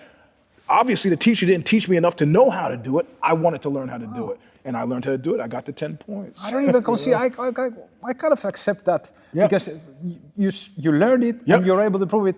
And without, Yeah, so I mean, I understand the instinct. But to walk around with a fake black belt, you're not impressing anybody who has a real black belt. You're not impressing the brown belts or the purple belts that are the smoking you. So what you've achieved what? It's cosmetic, man. But okay. It's everybody's journey is different. If it was a case of him, I have a black belt now, but I'll catch up over time. The only person I know who legitimately did that was BJ Penn. And he won everything. He won worlds and he won everything. So that's the proof, you know. So what about the music side? What was the first band? And let's dive a little bit on that. Oxbow is the big one, but you told me the 3 bands, and you started... Whipping Boy? You started 1980? 1980, there was a band called Al and the X's, where I played sax. Was it always rock and roll, or what was it was, well, Al and the X's was like... I was really influenced by James Chance. So it was like New York no wave. Like I didn't know how to play sax. I just picked the sax because I thought it looked cool. And the reality is, a black guy walks into a place with a sax, everybody thinks something good is about to happen. It was terrible. And then, that summer I was working in New York and going to shows. And that was the first time I saw Harley. And I was like, I was 16 the first time I saw Harley. And he was 12 drumming in the band, the Stimulators. I was like, I'm wasting my life. But I got into bodybuilding and didn't think about music again until I was 19. And I said, I'm gonna have a really terrible summer job in New York. I'm gonna do 2 things. I'm gonna start a magazine and I'm gonna start a band. And I started a magazine called The Birth of Tragedy magazine, which put out a spoken word compilation, which is still sold today. It's got like Anton LaVey from the Church of Satan on it, Charles Manson, Lawrence Ferlinghetti, the famous poet, Allen Ginsberg, like Henry Rollins, a lot of different crazy people on it doing poetry. So I started the magazine and then started the band Whipping Boy. And it was a hardcore band because I was in the hardcore. And the very first show we ever played, I mean, it's just the luck of the bold and the stupid. It was a circle jerk show. And I was like, man, this sold out. We should fucking play this show. And the whole band was there. I said, well, our whole band is here. Fuck, I'm gonna ask. And I forgot about the visual impact. And my guitar player at the time was 6'6", 270 pounds. College football, big guy. And me, I was just come off of being a competitive bodybuilder. And so we went to the promoter and we said, hey man, our whole band is here. Can we play 3 songs before the circle jerks? And the guy was like, it's easier to be friendly than not. He goes, yeah, sure, if they okay it. So how could we go to the circle jerks? We say, hey, Keith Morris, the singer, he's a very small guy. I said, hey man, can we play 3 songs before you hear? Our whole band is here. And he was like, yeah, okay, but you can't use our equipment, And so the band, the Effigies, was a band from Chicago, and they said, yeah, you could use our equipment. So they said, next band up from LA, the Circle Jerks.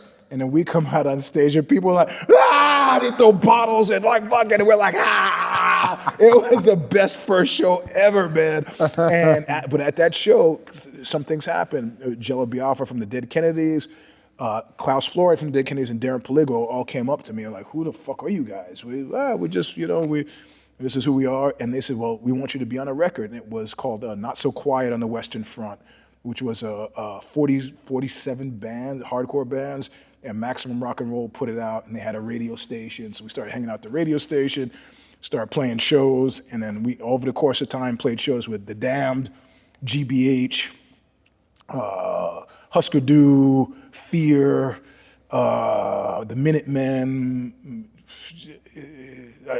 The only band that we didn't play with too much to my chagrin was Black Flag, but we played with all the big band. X, I think we played with. So, and then in the last tour, actually the last tour is where Kurt Cobain wrote about seeing us in his diaries that they released, and I haven't read it, but people keep telling me about it, and I don't remember him. But at that point, he had only put out Bleach, which was in our universe. It was like, it's like a punk rock record, hardcore record.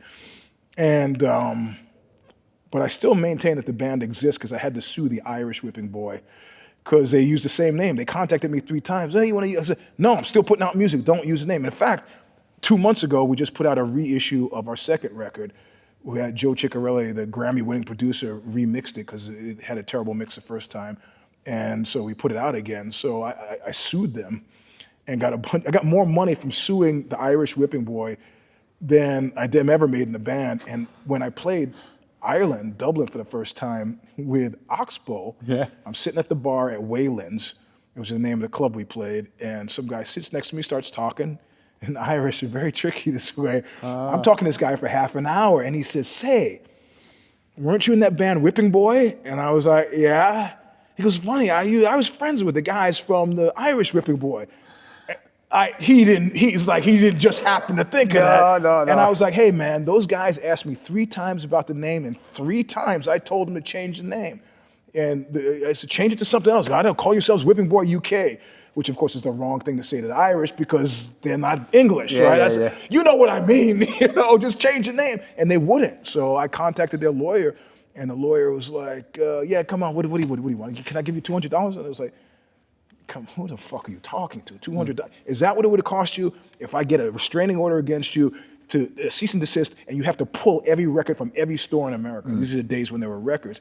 He goes, okay, $2,000 ago, you got to try again, man. So finally we bounced back and forth. It was like $25,000 I got out of them. Grandfather claused in their use of the one record they put out, Heartworm, and signed a contract. Said if they ever do it again, it would treble damages next time. So, and he's like, yeah, well, it pretty much ruined the band. I was like, hey man, it's not they came to me with, they could have called the band anything, and now there's no excuse now with the internet with, you should check a band called and you put in the name and see if somebody else has got that fucking name. So then Oxbow, we did really well, 8 records, a bunch of EPs, like 4 documentaries made on the band.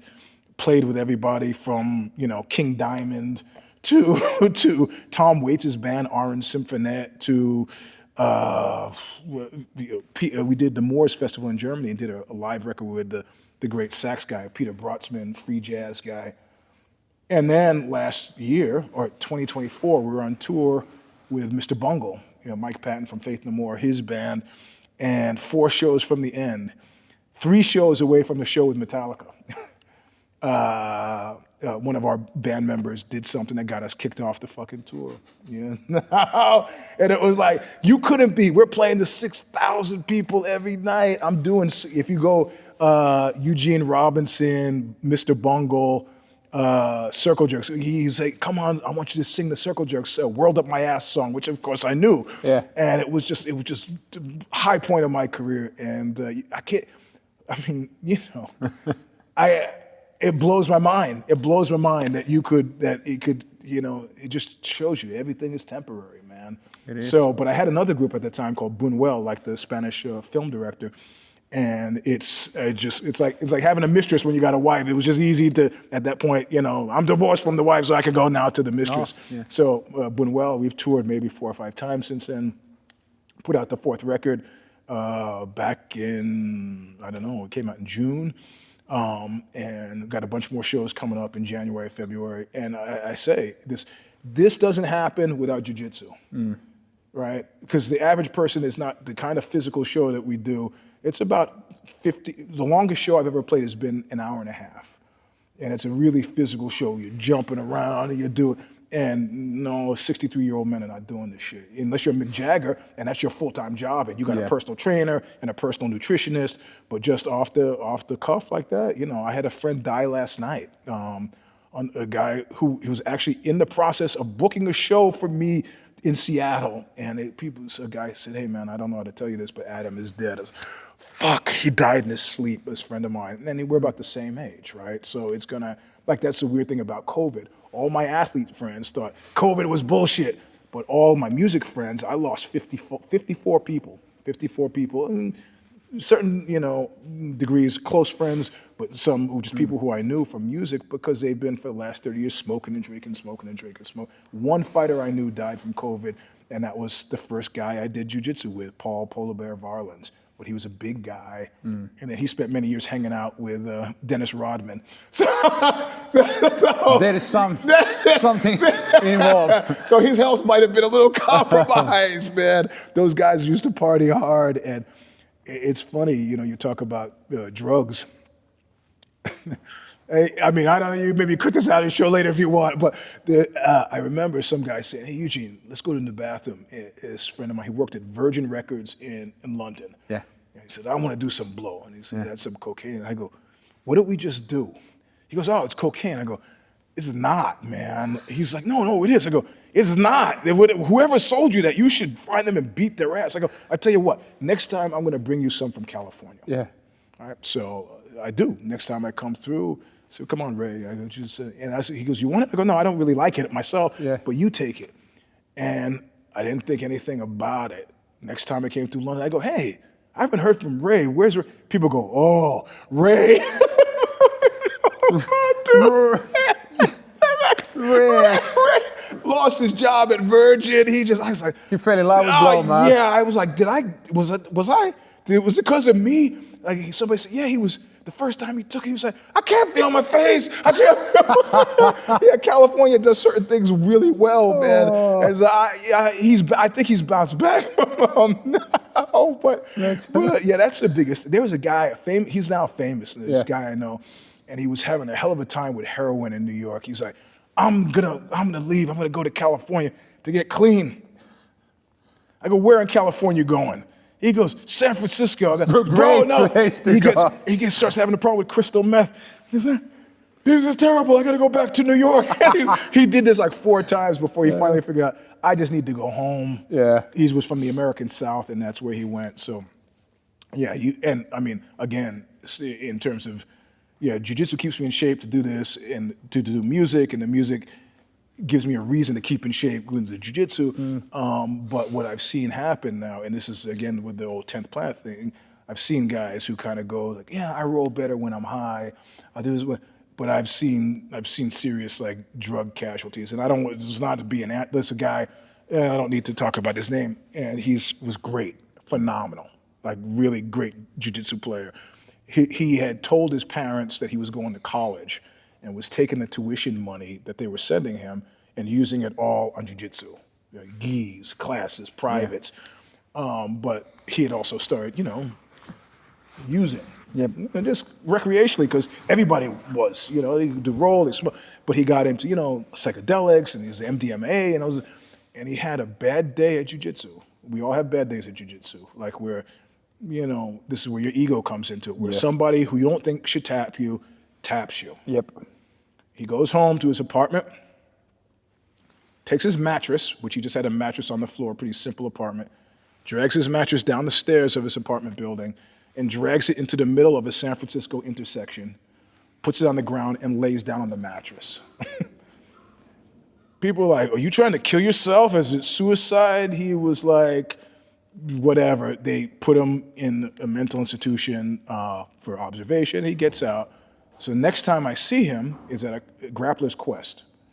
And that was Grappler's Quest. I did really well. I got a nice big belt from it. I wore it out. People go, "Why is it?" Hey man, if you have one, and if you don't, what do I care? So I got the big belt. So I'm watching his match because he's great. I want to see his match. And he's going against a butt scooter. So the guy is scooting on his butt. And but the guy scooting on his butt was Brazilian. So he gets a warning. Not the butt scooter, the dude with the mattress. He gets a warning. They say, "Engage, or we're going to start, we're going to," and he's like, I'm seeing him. I can't really hear what's being said, but I see him go like this. He's pointing at the guy. And the judges at this, I see the judges like, engage. So finally he drops down into the guy's guard. The guy puts him in his guard. Dude stands up with the guy wrapped around him, walks over to the judge's table, body slams him on the judge's table. Pens, papers, everything, the time clock falls to the floor. Oh. That was it, right? I mean, that's it, bro. That's it.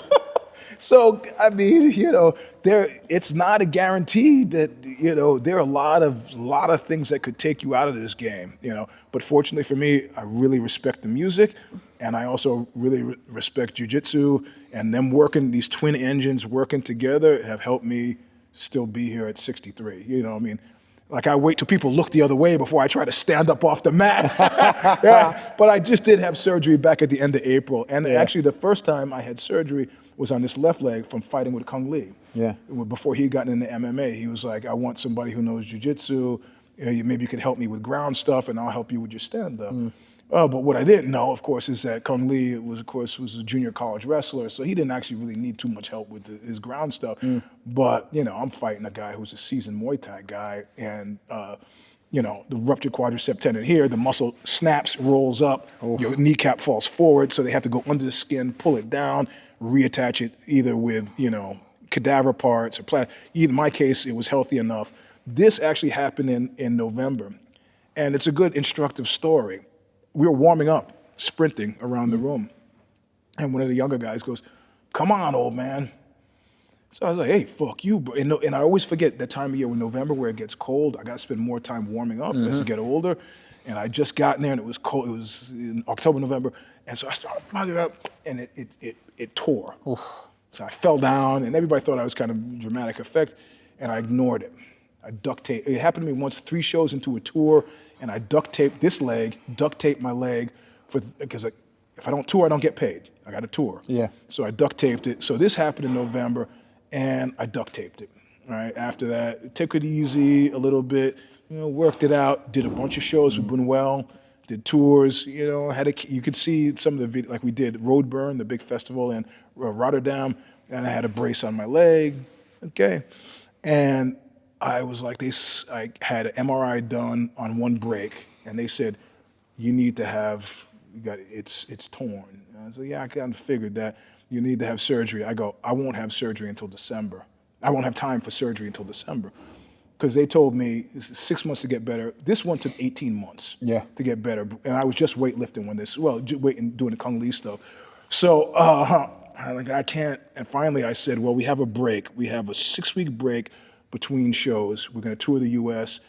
Can you schedule me for surgery as soon as the plane lands? And the guy goes, the day after the plane lands, I can get you surgery. I go in, and of course, it was, because I was abusing it, but it was clean enough. They could clean out all the scar tissue. They pulled it down. They didn't have to use cadaver parts or plastic parts. They anchored it. And I had to keep my leg like this for 6 weeks. And then I did more shows. I did shows in May and June, and then they said you can't train again jiu-jitsu. The problem is doctors don't know what jiu-jitsu is. Yeah. So he said you can go October 1st, and I know from this one it was 18 months. But I also know he said October 1st. But I also know he doesn't know anything about jiu-jitsu. So I said, okay, I'm gonna come back October 1st and be cautious. Yeah. And of course, the first day I trained, the warm up here, we got in the circle, and we were doing the volleyball thing, and it was close enough. I jumped for it, and my leg was like, and I was like, I remember. And I was like, fuck it, don't be fuck. Because at this point now, I should probably have my left hip replaced, but I can't, man, I don't want to fuck, man. The 6 months, my sister had it done. She goes, 2 weeks up, I was walking. I go, but you weren't trying to do jiu-jitsu. Yeah. And Jürgen told me, he goes, do not do this until you can't take a step. In other words, suffer through it until you, and I was like, that's exactly what I'm gonna do, bro, because I'm not gonna wait out another 6 months. No. Yeah. I'm at that point in time where this is a lifetime now. Yeah. So I start on the ground with the knee, and it's an ego thing. Yeah. I'm not gonna push it. I got a butterfly in, and I could maybe sweep. Fuck it. Let him pass. I'm not, So, but it all. I mean, generally, it's a generally healthy lifestyle. The music and I'm not a big drinker at all.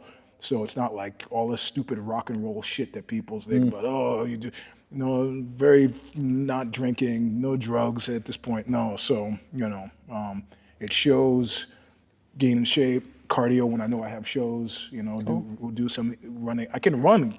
The weird thing is it looks like I'm limping when I run, but I can still run to get the cardio. Yeah. And at the gym they have a rowing machine, so I do that. And CrossFit, keep in mind when it was it finally went. I did a CrossFit Open and did really well on a Sunday, but that Thursday I was at CrossFit again and Jiu-Jitsu all those days.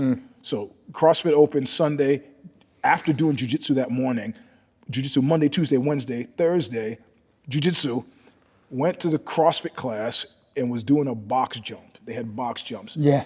And there was a lady next to me. She was doing an 18-inch box jump, and I was like, "Fuck, okay." She was an older lady too, so I was like, but I'm gonna take it easy. I'm gonna do a 12-inch box jump, And I got up and I heard it snap in the air, and I landed, boom, face on the ground.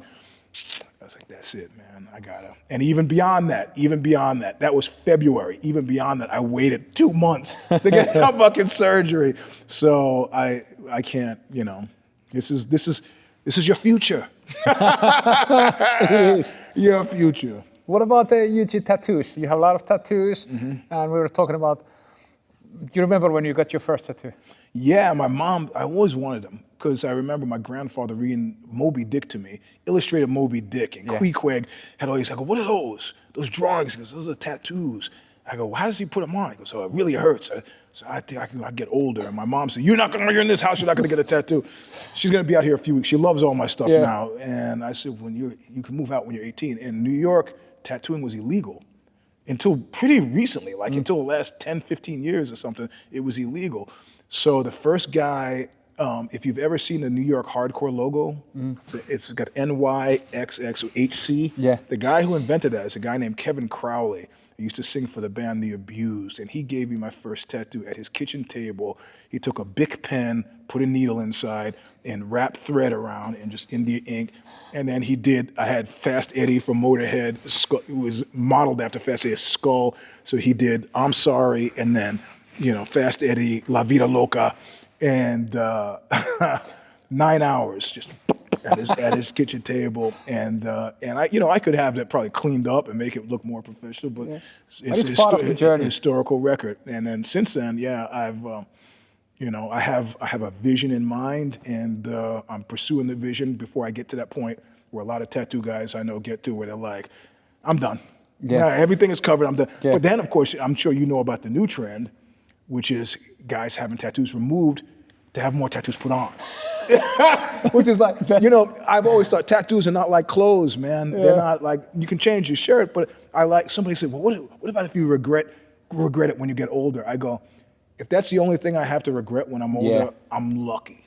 Right? Yeah, exactly. So so it's interesting to have kids, right? Because I think 3 of my kids now have tattoos. The 5-year-old does it, but I've never said, they just grew up with me having them. And a couple of times they came to tattoo parlors as I was getting them to, Dad. And then I bought a tattoo kit for my second daughter because she's a great artist. And she came and I said, I need some stuff kind of done. And she, at the kitchen table, she cleaned up some stuff I had. Yeah, nice. Man, she'll be out here in 2 days. So I'm going to bring them by. If I can get them to come train, I'm going to bring them all by because they all do jiu-jitsu. So, but it's a holiday. I don't know if they're going to want to come, but we'll see. But yeah, so I'm almost to the end. It's always, again, to tie into jiu-jitsu is weird. And I'm sure you've gone through this where it's always surprising to me which ones hurt and which ones hurt more than others, and I can never predict. Yeah, you never know. The positioning, like for example, my head, I was like, whoa, it just feels weird. Yep. But it didn't hurt so much. That's but cool. Then when we go, for example, when I had a black cock, so it's like a rooster. Yeah. Come on. Yeah. It was so incredibly painful. In here? Yeah. I was like, unbelievable. And behind the knee, Yeah. And hands were especially. Maybe I got to be kind of a pussy about it, but I thought the hands were kind of tougher than I expected. Hands are, and you know what? Because back in the day when I took these hands, back in the day, I was still partying. So we were using some substances, staying awake all night long. Yep. And my tattoo guy, Cello, all the best for you. Cello came to pick me up in the morning. And I went to his car and I was like this. And he's like, what the fuck? I said, yeah, man, I'm not sleeping. I'm in good. He's, you know what is going to happen today? So we tattooed my both hands. Like first 1 hour, it was funny because I was still fucking high and wasted. Bro. But after when that, you woke up, man, it was terrible. Have you heard about this stuff? Yeah, I'm sure you have. Emerald. Yeah. Okay. And I was talking to some guys, and I said, "What do you think about this?" And they were like, "It's bullshit. This is not the spirit of the tattooing." And I go, "But I like the idea that you can put emerald on, and then you can coast through a tattoo if you're willing to pay the price, which is when that emerald wears off, you get all of the pain at once." Yep. And I was like, man, I'll take my pain as it comes. No, I'll take the pain. It's a spiritual. I remember when I took my chest piece, actually the eagle and also the tiger here, the sternum in here, like I felt like the pain was something. I saw nightmares of that pain.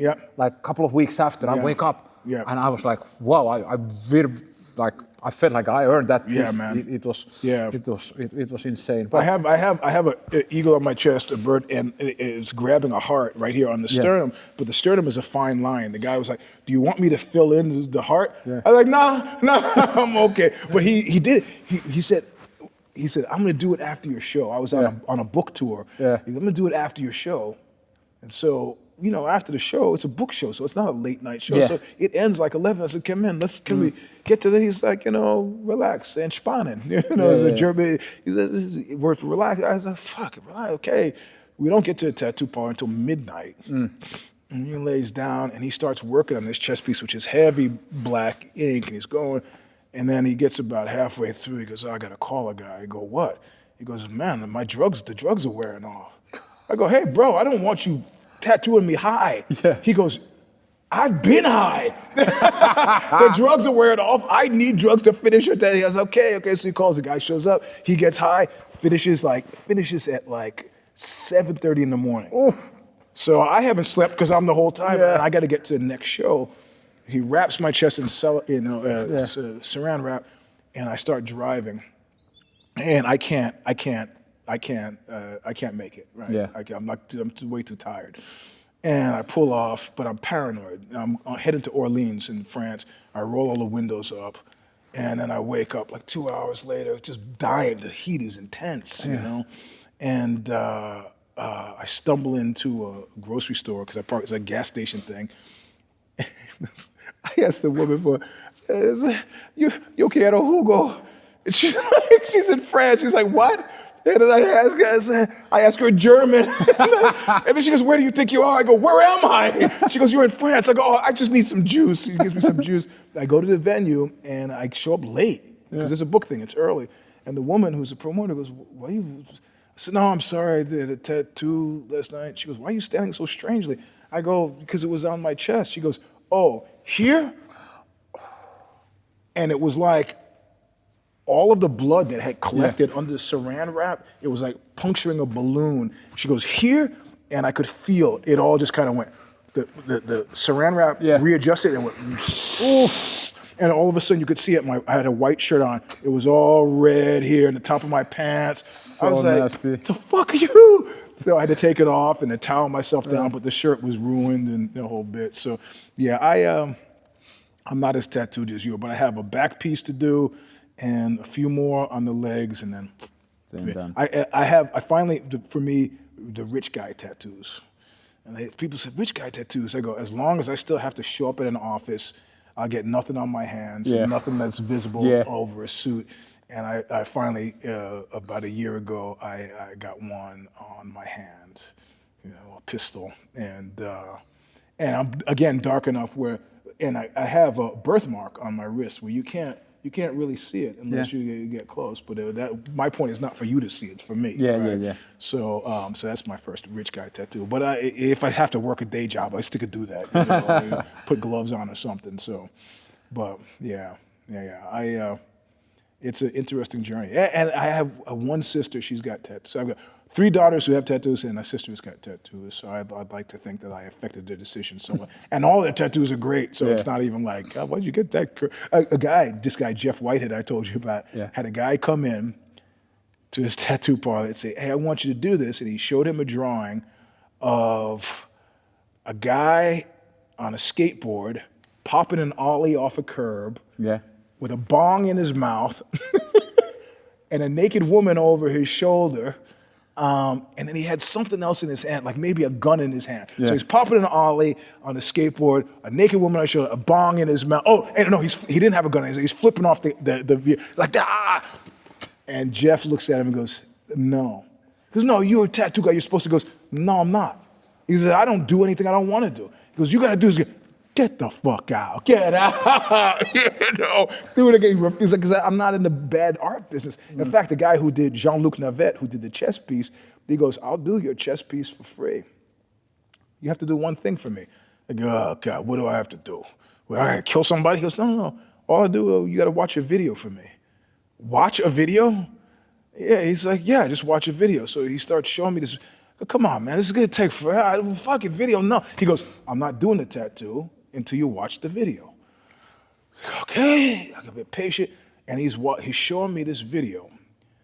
And apparently there's a guy in Lyon who got kicked out of every tattoo parlor in Lyon because what he wanted tattooed was a tattoo on his anus. We're not doing tattoo. Get out. Do the guy out. It's like a lion's claw, something like lions on his anus. The only one who would tattoo him was Jean-Luc Navet. And he said, I will tattoo you if I can make a video of it. So he tells me, he says, I don't want to watch you tattoo some guy's anus. He goes, you got to. It's like, all right. So, the guy comes in. He's an old French guy. He's way older than you think. He comes in and he drops his trousers, he bends over, and Jean-Luc is tattooing his anus. And so I got to watch this video, and I can't, why? And then right then I hear why he's used an Oxbow song on the soundtrack. Right as the guy pulls his pants out, he starts on the anus. You hear the opening song for and the Oxbow song off the An Evil Heat record. And I was like, all right, actually, that's pretty great. That was pretty great. Can I stop watching the video now? And he's like, yeah, we're done. So yeah, it's a weird intersection between like music, tattoos, and jiu-jitsu. And I used to be into skateboarding as well. These are all these outlaw cultures. Yeah. I mean, when we first got into hardcore, they used to say, those guys are jocks, because we're physically fit. All those people are now dead, of course, because they're not physically fit. But I never liked team sports. All like from wrestling to swimming, these were individual contributor sports that had a team element. But like I never played football. I played rugby for 2 years.